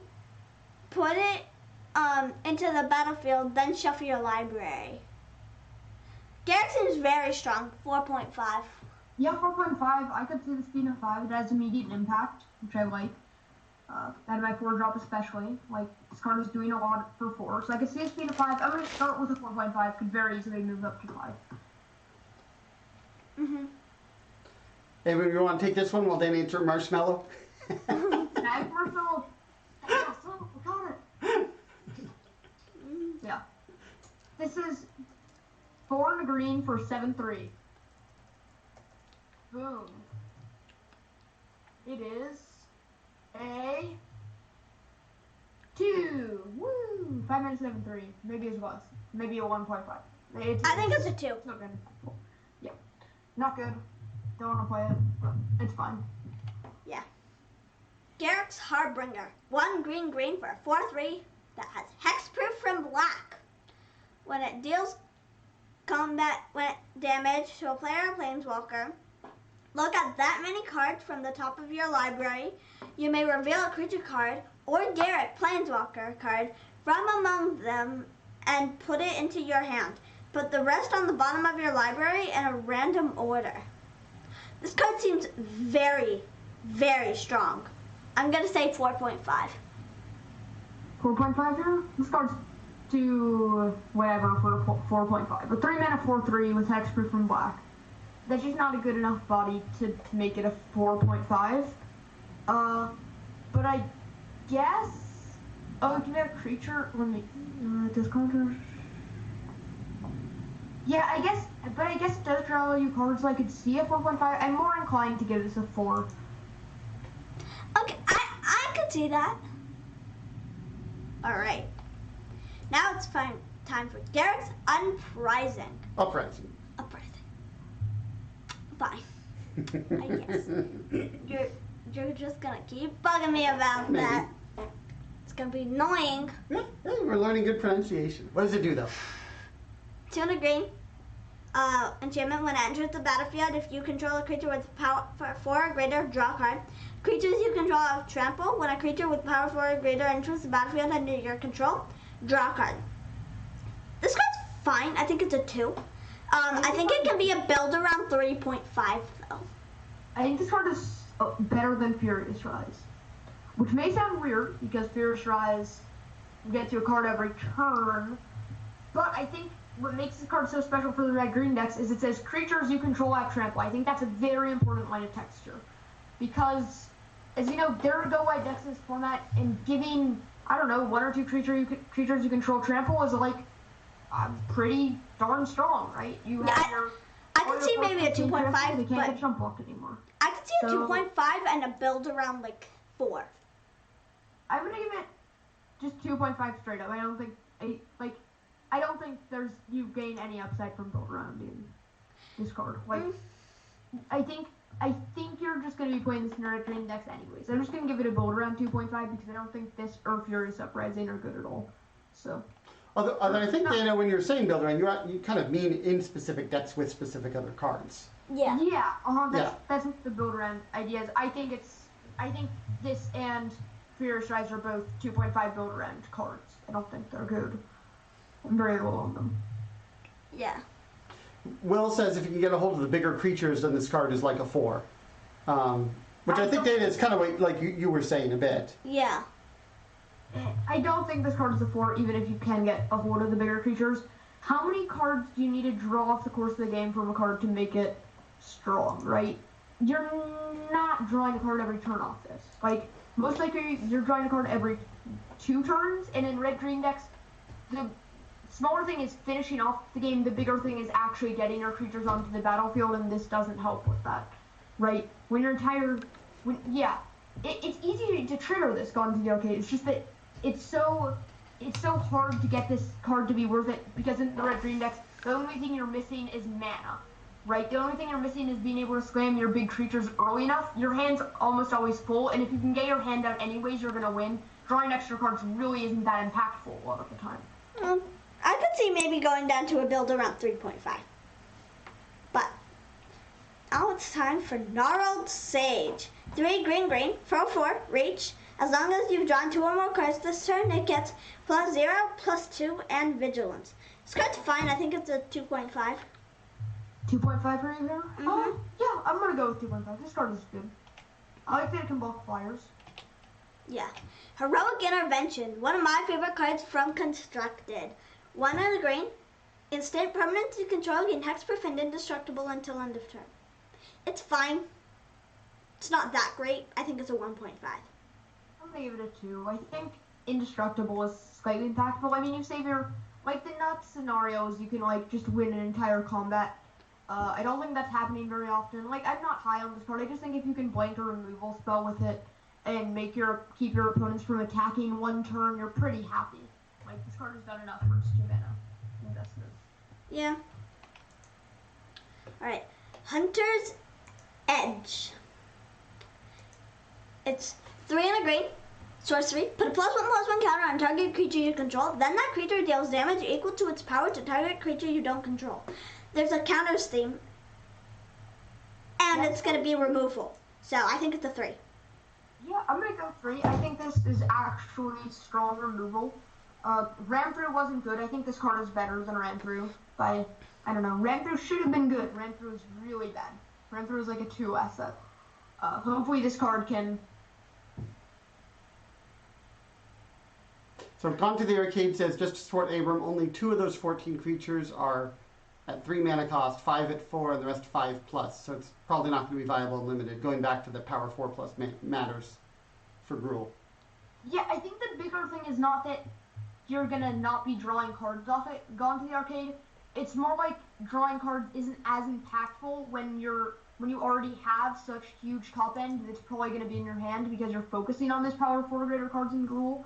Right, when you have 2 or 3 5-drops in your hand, the problem is less drawing more cards and gain more card advantages.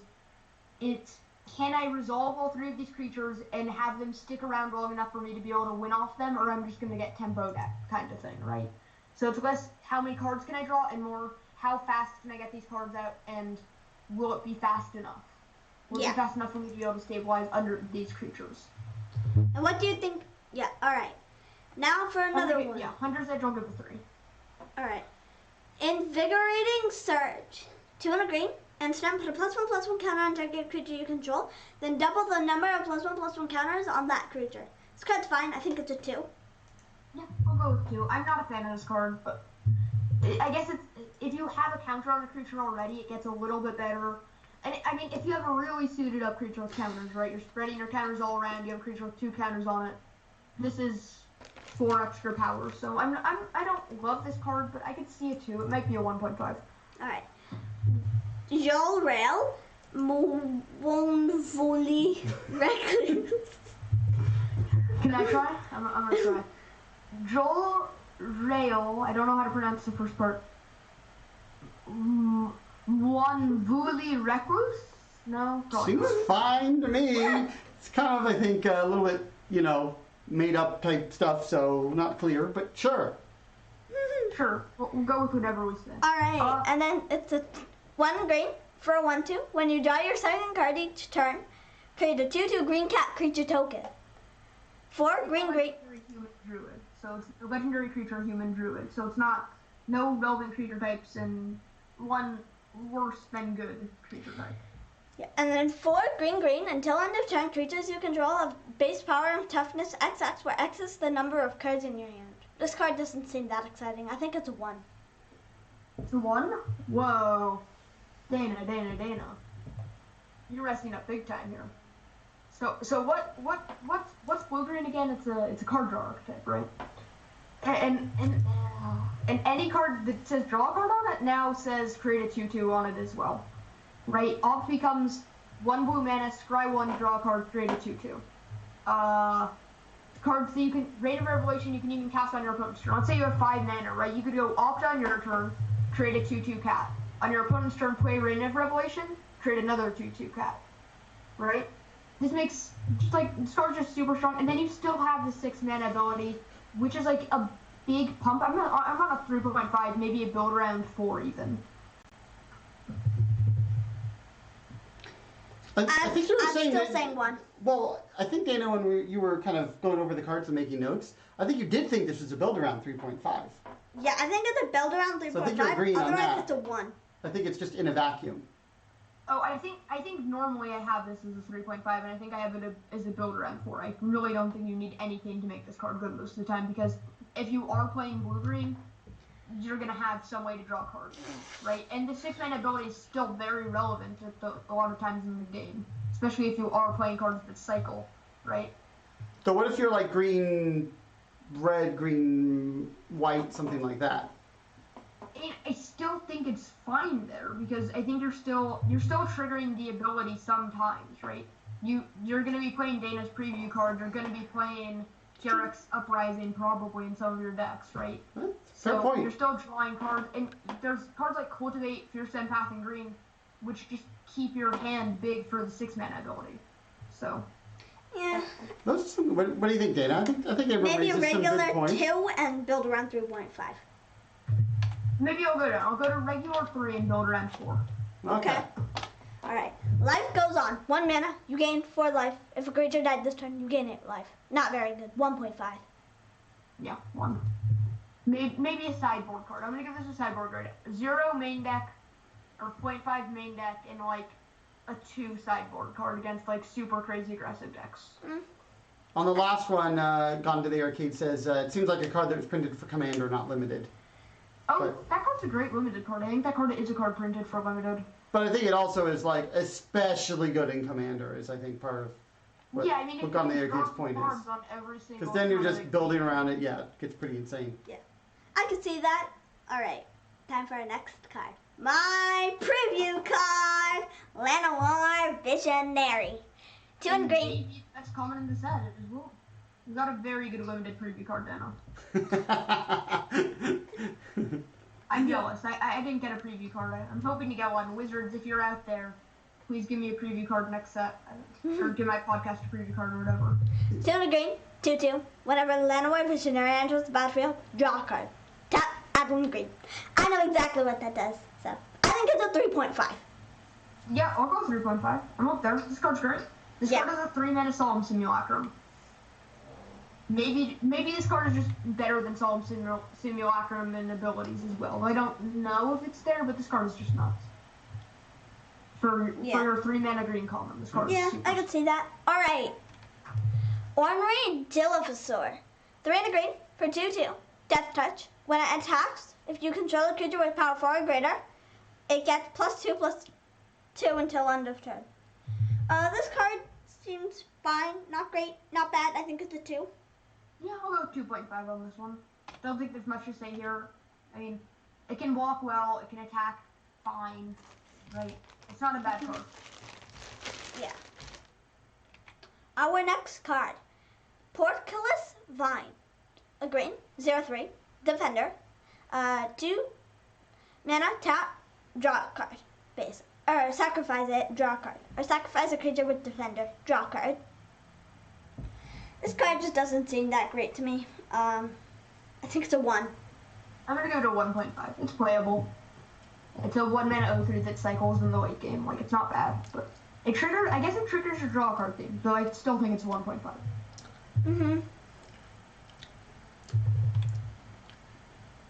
Pride Malkin.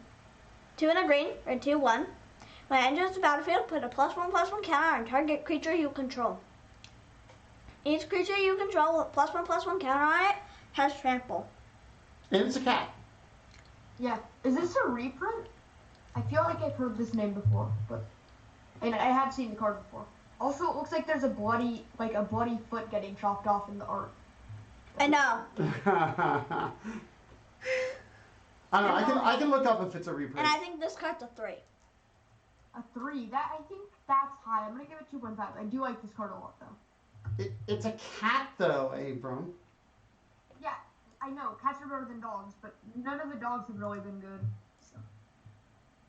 Actually, the dogs have been pretty good. But none of the dogs are in green, so.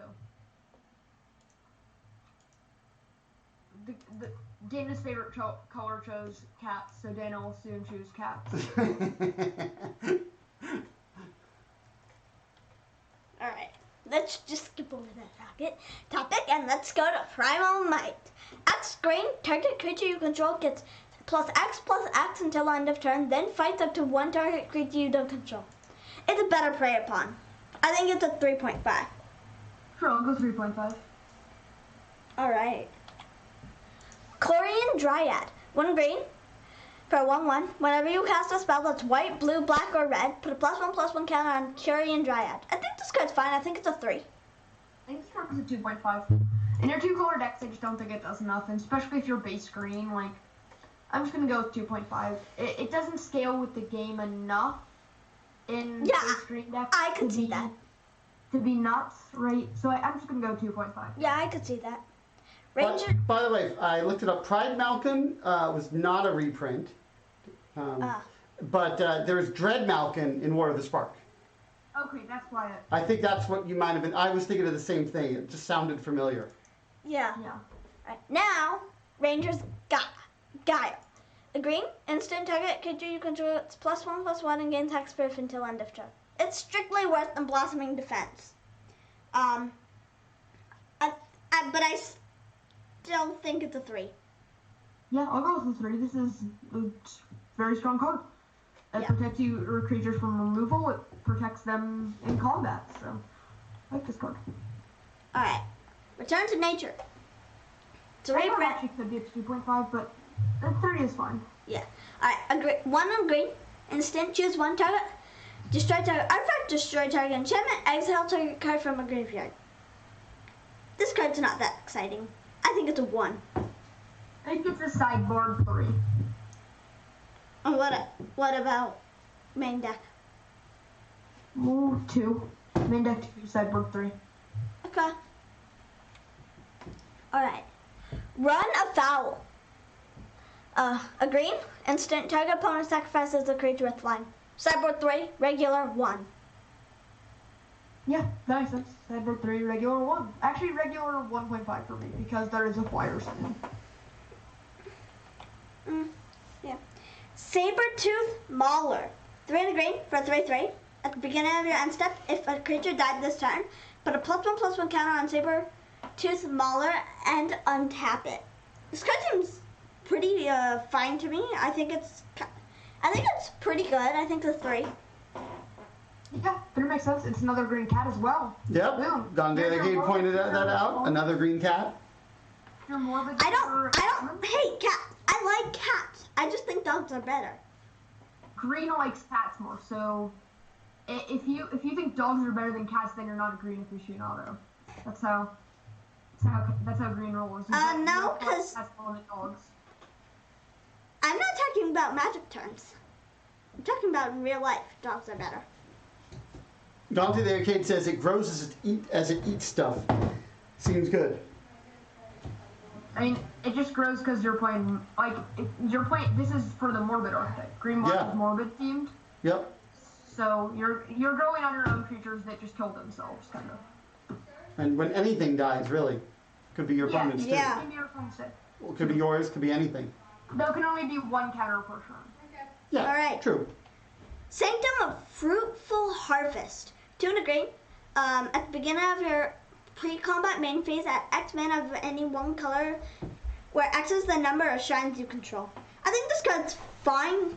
It's not great. I think it's a 2.5. Yeah, I'll go 2, maybe a 1.5. I just don't think this card, like the red shrine, like a lot of the shrines, it's unplayable outside of the shrine decks. And I don't know how good this card is even in the shrine decks. I guess if you're going to be doing the 5-color shrine thing, this helps with that. But I don't love it. I don't think this card is very good. I think it's actually pretty good. I think it's 2.5. Yeah, I'll go 2. Dante the Arcade says 3 mana for hard to remove ramp/fixing. I mean, that's the same with Manolith, right? Mm-hmm. Except this is worse than Manolith. And Manolith is colorless, so... Alright. Time for our next card. Skills! I love this card. And especially, I play it in my modern decks a lot. Alright. Yeah, One and a most of green. the shrines aren't good and limited. I think the black shrine is actually really, really strong even by itself, just because it's a 2-mana Ilgon inheritance. It does miss the upside of being insane in the late game, but you gain the upside of also having it be able to pair with other shrines. So I'm a fan of the black shrine. I don't like any of the other ones. I think the white one may be the second best shrine actually. Alright, Scavenging Ooze. Skills. 1 green, 1 and a green for 2/2. Green, exile target card from a graveyard. If it was a creature card, put a +1/+1 counter on Scavenging Ooze, and you gain 1 life. This card seems pretty fine to me, especially with the counters theme. I think that Skills is a 3.5. Yeah, I agree. There's a counter theme. More importantly, there's a morbid theme. So a lot of creatures are going into that graveyard. This gets to scoop them all out. There are even creatures with abilities from the graveyard. So I can see a 3.5 on this card. Yeah. So Task and Training is back. 1 and a green. Enchanted creature you control, when it enters the battlefield, draw a card. Enchanted creature gets +1/+0 until and has trample. This card also seems fine. I think it's a 2.5. Yeah, I'll give this card a 2. Okay. Skyway Sniper. 1 green for a 1/2 reach. Elf Archer. 2 and a green. Skyway Sniper. Deals 1 damage to target creature with flying. Doesn't seem that great, although it is an elf, but I still think it's a 1. Yeah, I think this card is actually strong, because this kind of just crushes flying decks. Most of the flyers in this format are 2-power creatures. I think you're fine paying 6 mana to kill a flyer, because you can do it over and over and over again, and it's a 1 mana investment on turn 1 for a 1/2 reach, which isn't the end of the world, and it can help you trade up with bigger flyers. So I'm a pretty big fan of this card. I don't love it from the main deck. I think it's a 1.52 from the main deck, but I definitely think it's like a 3.5 from the sideboard. Yeah. You'd agree with that, Dana? Yeah, I would agree with that. Snash Spinach. Will says, by the way, never underestimate the scoos. Yes, never underestimate the schools. Scoos. Okay. Alright, Snare Spinner. 1 in a green, 1/3 reach. Whenever Spinner blocks a creature with flying, Snare Spinner gets +2/+0 until end of turn. This card's fine. I think it's a 2.5. Yeah, 2.5, I agree. Yeah. Spore Web Weaver. 2 in a green, 1/4 reach. Hexproof from blue. When it is dealt damage, you gain 1 life and create a 1/1 green Zeppelin creature token. This card's fine. I think it's a 3. Yeah, I like this card a lot, actually. I don't think there's much to say here. It's just another nice brick wall against the flying decks. Yeah. Thrashing B. Dashing Brontodon. 1 green for 3/4. You can 1 mana, sacrifice it, destroy target artifact or enchantment. I think it's a 3.5. It's very strong. A 3.5? I'm gonna go with a 3 here. This card is good. This card is very good, but I just don't know if a 3/4 for 3 mana is deserving of the 3.5 grade. Yeah. Alright, Titanic Growth. 1 and a green, instant. Target creature gets +4/+4 until end of turn. This card's fine. It's not that great. I think it's a 2. A 2? Yeah, I can agree with a 2. It could be a 2.5. It's a good combat trick, right? Yeah. It's almost a lava axe for 2 mana sometimes. Yeah. Alright. Track Down. 1 and a green, sorcery, scry 3. Then reveal the top card of your library. If it's a creature or land card, draw a card. Card's fine. Not great. Not bad. I think it's a 2.5. Yeah, I agree on a 2.5 here. I mean, scry 3 draw a card is pretty reliably good. I think you two have hit your groove kind of in the last color here, green, because I've anecdotally it'd be interesting to keep track. But I think you're like really close on most of the ratings in green so far, at least. Yeah, green hasn't been very interesting though. I think there hasn't been really any cards worth talking about in green for most of the time here. So I think that adds the groove up. Like, just simpler cards that are just like, well, there's nothing really to say here about, like, Session Training, Snare Spinner, Spore Web Weaver, Thrashing Brontodon, right? It does what it looks like. It's just not much. Yeah. It's just a pretty simple, here's the grade, next card kind of thing. Yeah. Alright, Truffle Snout. 2 and a green for 2/2. When it enters the battlefield, choose 1, put a +1/+1 counter on Truffle Snout, you gain 4 life. This card's fine. I think it's a 2.5. It goes with the counters theme and the gaining life thing. Yeah, this card works well with multiple things in this format, so I'll agree with you. 2.5. Next up, we have Warden of the Wolves. And by the way, real quick, Will said Titanic can end limited games pretty fast for Titanic Growth, which is true. And Neardyne says, that's my type of card. Warden of the Woods, 4 green for 5/7 Vigilant. When Warden of the Woods becomes the target of a spell or an ability an opponent controls, you may draw 2 cards, and it's a Treat Folk. This card is kind of what I want to be doing for 6 mana, actually. A 5/7 Vigilance is a big body, and like for an uncommon, it's fine if it dies to removal, and this isn't you're not getting blown out if it dies to removal, you're drawing 2 cards out of the field, so I like this card. I think this card is a 3. I think it's a 4. 4, I think that's too high for this quality of 6-drop. I think this card is good. I don't think it's 4 good.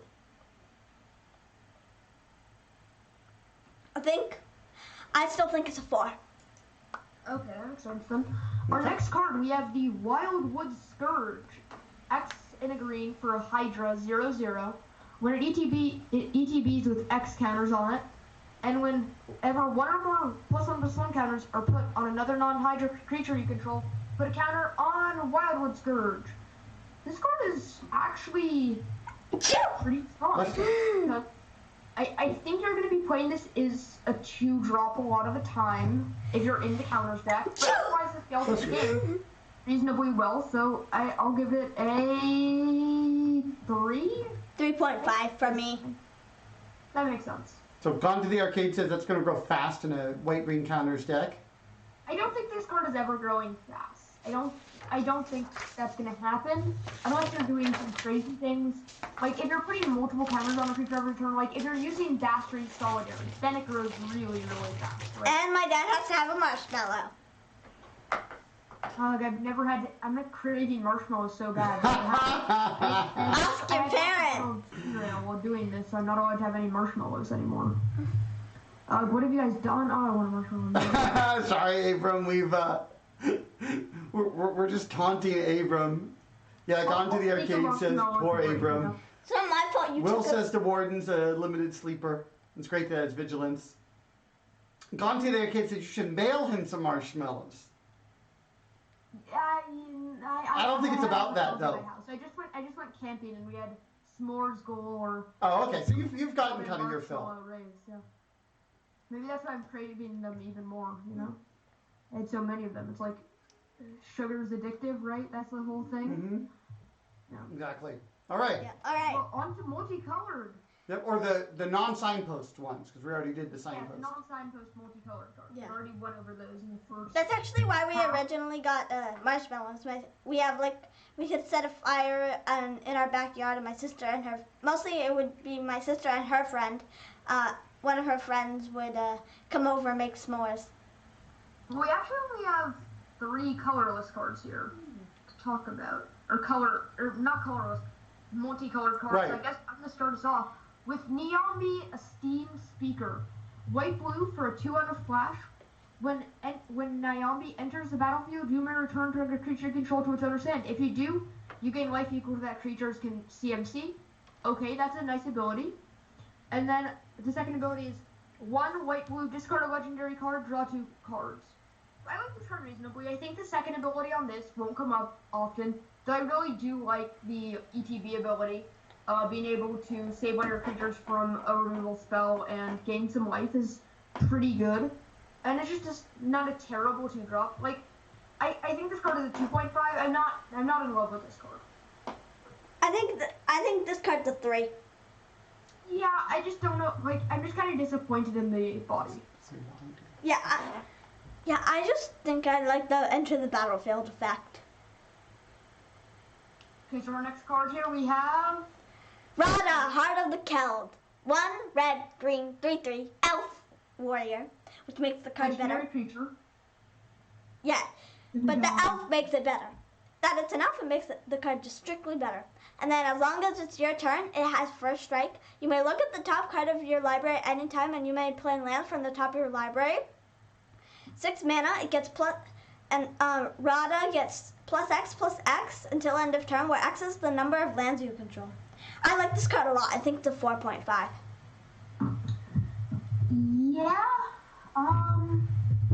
I think this card isn't a 4.5. I think that's a little high because it doesn't let you play additional lands. I think I would give this card a 3.5. I think it does enough to be 3.5. Maybe it's a 4. I could see a 4. Yeah, a 4 could make sense. It's just a big attacker, right? So Gone to the Arcade says playing lands from the top of the library and constantly knowing what card comes next feels good. Yeah, you get to know some things. Like, that ability is strong. This card is definitely strong. I just don't know how good it is. I think I can just go with a 4 here, but it's a 3.5 or 4 card. I don't think it's much better than that. Sanctum of All. Wooburg. At the beginning of your upkeep. It's a legendary enchantment shrine. Yes. At the beginning of your upkeep, you may search your library and or graveyard for a shrine card and put it onto the battlefield. If you search your library this way, shuffle it. If an ability of another shrine you control triggers while you control 6 or more shrines, that ability triggers an additional shrine. Additional time. Additional time for each shrine. Yeah, I don't think this is very good. I think it's a 0. Yeah, I mean, I'm gonna say one thing. Try at your own risk. I'll be trying this. If I see a pack with Sanctum of All first pick, I'll take it because I got to experiment early in the format, right? For the content, you know. Also, just to learn things. If I figure out this card is actually a strong card, it'll benefit me later on in the format because I play a lot of Magic and a lot of drafts, right? And so figuring things out early benefits me and the people who listen to my podcast. So I think this card is unplayable if you don't want to risk the chances of ruining your draft. But if you're okay with ruining a draft, I would first pick this. So Gone to the Arcade says 0 or 0.5. And then Will kind of agrees in Historic, could be a different story. Limited, it's kind of a bust. Yeah. And then Gone to the Arcade does point out if you have to meme draft, then it can be pack one, pick one. Otherwise, not really playable. I don't think it's a meme draft. I think it's an experiment draft. Okay. And I wouldn't take this card to meme. I'd take this card to figure out if it's actually good, and if it turns out not to be good, I'll 0-1 drop and just do another draft. So. Although one could do it for both reasons, even. So. Yeah. All right. Chromatic Orrery. 7 colorless mana. You may spend mana as though it were mana of any color. Tap. Add 5 colorless mana. 5 tap, draw a card for each color among permanents you control. Draw a card for each color among permanents you control. This card does not seem very exciting. 0.5. Sounds good. Okay, bye. Yeah, this card is. I don't love it as a 7 drop. I'm just wondering. It comes down. Oh, you have to tap it for 5 mana, so you can't play it. Yeah, I was thinking. A dumb thing.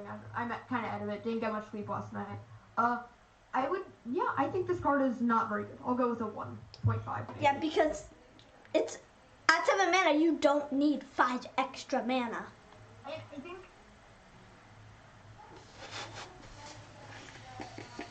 Yeah, Gone to the Arcade says it effectively only costs 2 mana once you actually cast it, though, if you can do stuff with the rest of the colorless.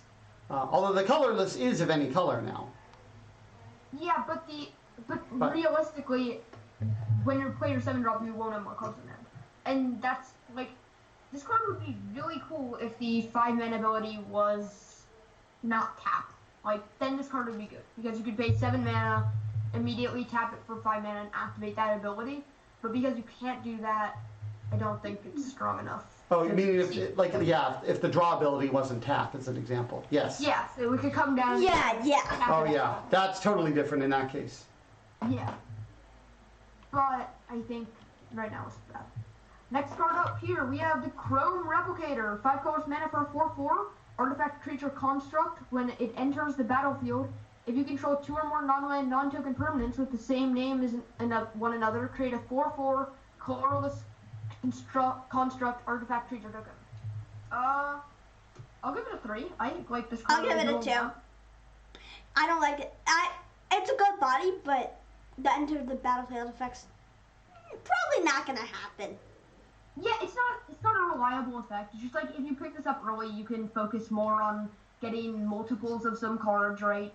Maybe you'll probably have a multiple of 3 or 4 creatures in your limited deck, right? So if you ever get them like once, this card just gets so much better, right? 5 mana for 2 4/4s is such upside, and 5 mana for a 4/4 isn't that bad. So I could see this being a 2.5 or a 2, but I'm gonna stick with my 3 for now. I'm gonna stay high. And I'm gonna stick with my 2. Stay low. All right, a pit of Golem. 5 mana, 3/5, 2 mana. Put target card from your graveyard on the bottom of your library. I don't think it's very good. A 1. Ooh, I totally forgot about this card when I was looking at the set. Can I say like a 5? No, I can't say that. This is my I guess you guys probably know Sam Black, but there's a thing in Limited. People don't usually track it at the beginning of the format, but there's usually some kind of deck with cards that say, put cards back into your library from your graveyard, where you can just not mill out and eventually mill your opponents out. And now I'm excited to try that deck out here. Unfortunately, it's a creature, which makes it harder to do. It's not just like a spell. But I could see being able to infinitely loop your deck if you could get multiples of these, right? I mean, you can just do it with one, but if you can get multiples, you can keep it alive, right? Make sure it never dies, because you just get it immediately back when you play the second one. So I'm excited about this card. This card can do some crazy things in Limited. It'll maybe just be the way to get the best deck in the format. So I'll give it a build around 4. Ooh. I'm going to start high on this. Build around 4. That's where we're going with. What would you say the base is, Abram?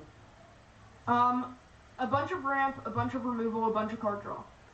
And then... No, the base rating. Sorry. Oh, the base rating? 2. Maybe a 1.5. Okay. There is a build strategy in this format, though. So. Alright. Forgotten Sentinel.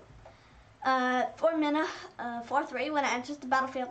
But it enters the battlefield tab. Seems not great, not bad. I think it is a 2. 1.5. I don't think you want to ever play this card if you have good mana. Or if you're not missing unplayables. Yeah. Gone to the Arcade says, wow, build around 4 is much higher than I had expected, but can see your point. Alright, Maze Mine 2. Yeah, Gone to the Arcade, I don't think the card is... That's just speculation. I have no... Like, that's just a total guess. That's a hot take. That's me guessing that cards like that before have been good enough build arounds and Limited to warrant high grades when you build around them, and just to be some of the best archetypes. Like, key example is Stream of Thought, the Dovin Acuity deck with the Clear the Mind, right? Those kind of decks have been very powerful and Limited, and I think it's very possible that this format could have another one that in that card the main reason why that deck works. So Yeah. I'll see. Maze Mine 2. I like the flavor on this card. 2 mana, tap, put a page counter on Maze Mine 2, scry 1. 2 mana, tap, put a page counter on Maze Mine 2, draw a card. When there are 4 more page counters on Maze Mine 2, exile it. If you do, you gain 4 life. Doesn't seem that great. I think it's a 2. I'm gonna give this card a 3, maybe a 3.5. I like this card a lot. I mean, here's the play pattern with Maze Mine 2 when I'm looking at it. You pay it for 2 mana, it ETBs, you put a page counter, you scry 1. Next turn, you play your 3-drop, you scry 1 again. The turn after, you're probably playing a 2-drop, activating it. Next turn, you're doing, like, and you don't even have to activate it on curve, right? You can just, like, scry once or twice and then just, like, play out the rest of your board. You kind of were able to dodge what you didn't want early game, right? You were able to either get your lands that you needed or get rid of the lands on top of your library and get the spells that you needed, right? So let's you do that, and then late game you had 1 or 2 more activations out of it, and then you get the 4 life, which kind of makes the mana you put into drawing cards off it less impactful, just because you've gained the life that you spent turns activating this back. Yeah. I can see that. Alright. Meteorite. 5 mana. Artifact. When it enters the battlefield, it deals 2 damage to any target. Tap. Add 1 mana of any color. That doesn't seem great. Doesn't seem bad. I think it's a 2. Yeah, gone to the okay. I'll give this a 2 as well. Yeah. Flat Mirror. 3 mana for a 2/2. Tap, add 2 colors mana. Not a huge fan of this card, but I mean, if you have an Ethan in your deck, this card goes up in value. Yeah, I think it's 2.5. Yeah, I'll agree with her 2.5. Yeah. Prismite Okay, onto the reprint. lands. Oh no, not onto the lands. We have way more. Jeez. Yeah, we've Yeah, we have a few more. Also, by the way, we picked up a few new viewers here, up to 13 viewers. So Thank you, everybody, welcome for everyone. watching. We're kind of entering the home stretch here. We got artifacts, we got lands to go through, but we'll actually have this one and the first part up on YouTube by as well, tomorrow. and then the videos will be saved here on Twitch. So that'll be cool. Also, I'll put the rating system here in chat so you can kind of, see what we're rating off of, kind of inspired by LSV's rating system for limited cards too. So, cool. All right. Prismite. 2 colorless mana for a 2/1 artifact creature golem. Pay 2, adding a mana of any color. Boom. It's a reprint. This card is never good. Yeah, 1. Unless you really needed fixing, which you probably won't need very much. So, in this format, it doesn't seem like a format where we're doing a bunch of splashing around unless you're playing Sanctums, and this card still seems bad there. So, I'm going to give it a 1.5. I'm going to give it a 1. 1. You're really low on this, okay. Yeah. Short Sword. 1 mana. It's an equipment. Equipped creature gets +1/+1. Equip 1. 2.5. For sure. I think this card's fine. It's fine.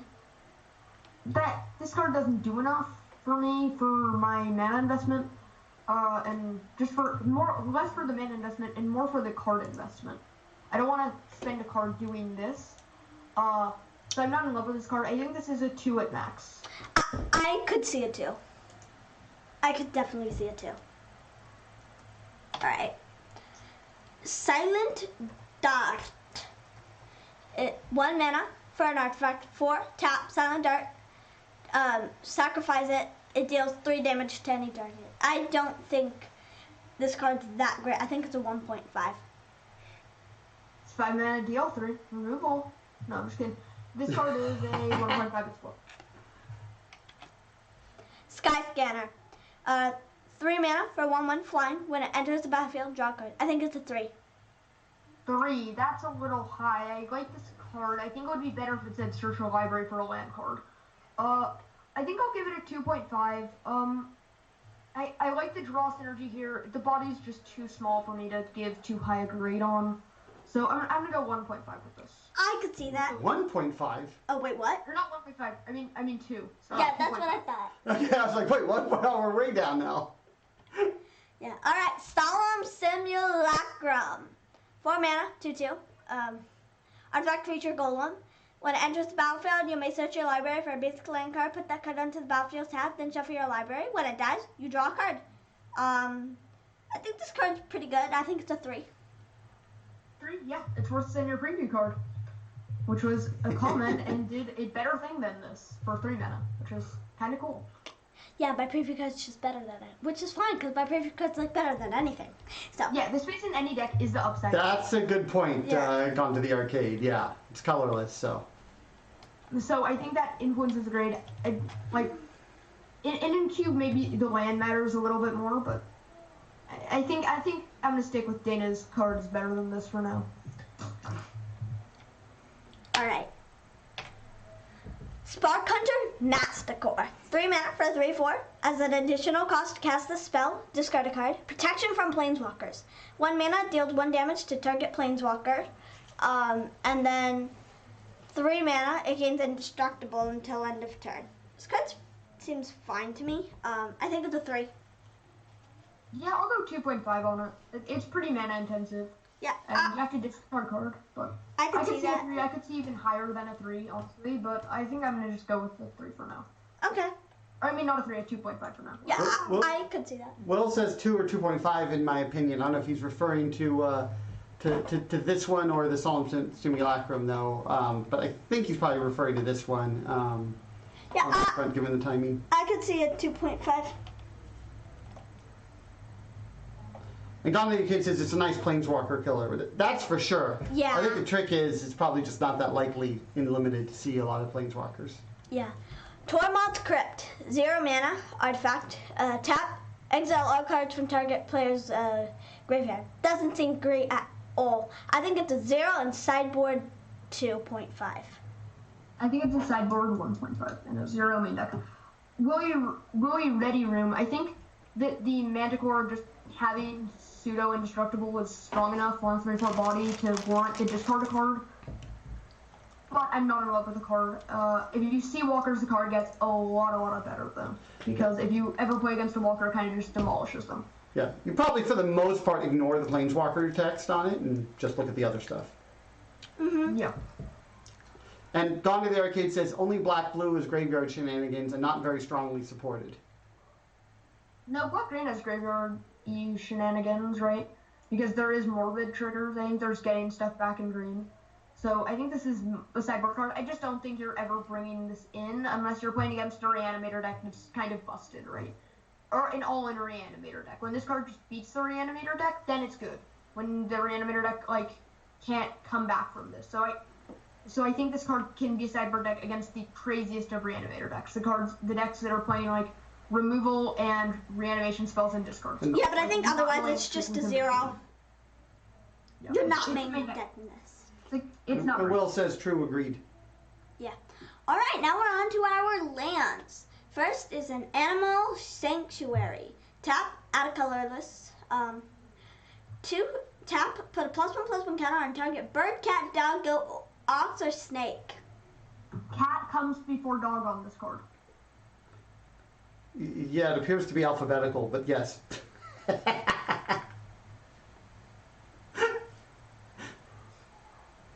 All right, what do we think of the card? I think we're getting tons of confirmation that I think it's a 1.5. 1.5? Yep. I can see a 1.5. I mean, it depends. In the green and white decks, I think this card goes up because there are a lot of cats, dogs, probably some goats, oxes, snakes, and birds, right? You can put a counter on a lot of things, and if you are getting counter synergies, this cards get better. Really, how playable this card is depends on how good your mana is. If you have good mana, this card goes from, like, a 2 to, like, a 4, right? But if your mana is bad, this card just can be unplayable. So I don't really care about this card too much. I don't think it's very good. I'm gonna go with a 2.5. Will thinks a 1 for it. Yeah, but if you look at the other lands in the set, which we're about to see, Will, there's probably a higher chance your mana is gonna be like the average mana base, even with an Animal Sanctuary in your deck. So I don't think it's too big a loss. Yeah. All right. Bloodfall Caves. I think this is a 3. Dana, I don't think we should go over the lands one by one. I think we should, just because we know the set, we know this. Yeah, I think the game life lands are 3 and the temples are 3.5s. Yeah, that makes sense. I think the game life lands are 3 or 2.5 or whatever. Yeah. Temples are 3.5. And then there's 2 other lands that are not temples or. Yeah, there's a Radiant Fountain first. When there's the battlefield, you gain 2 life. Doesn't seem that exciting to me. I think it's a 2. You're playing this card unless you really need ways to gain life. Like, I'm gonna give this card a 1. 2 for me, but I could see a 1 for sure. Next up, Fabled Passage. Yeah, I think Fabled Passage is a. Wait, what? Where did Fabled Passage go? You go the other way. Passage of Fables. Go the other way. Did it break? Hold on. Can I see? Trying to find the Fabled Passage. There we go. Yeah, Oh. There we go. Right there. Fabled Passage. Fabled There we go. Passage. Boom. Shakalaka. I think it's a 3.5. I I think it's a 3. 3.5, yeah, I agree. 3.5 Yeah. works. All right, that's it for our limited set review. Thank you everybody for watching. I might see you tomorrow. I'm not sure if I will get the early access. But I'll definitely see you Saturday. And thank you everybody for watching. Again, you can find me and my dad on the family Twitch channel at FischerMTG. And then Twitter at DanaFischerMTG, YouTube at DanaFischerMTG, and then thank you, Abram, so much for joining me, and bye, everyone.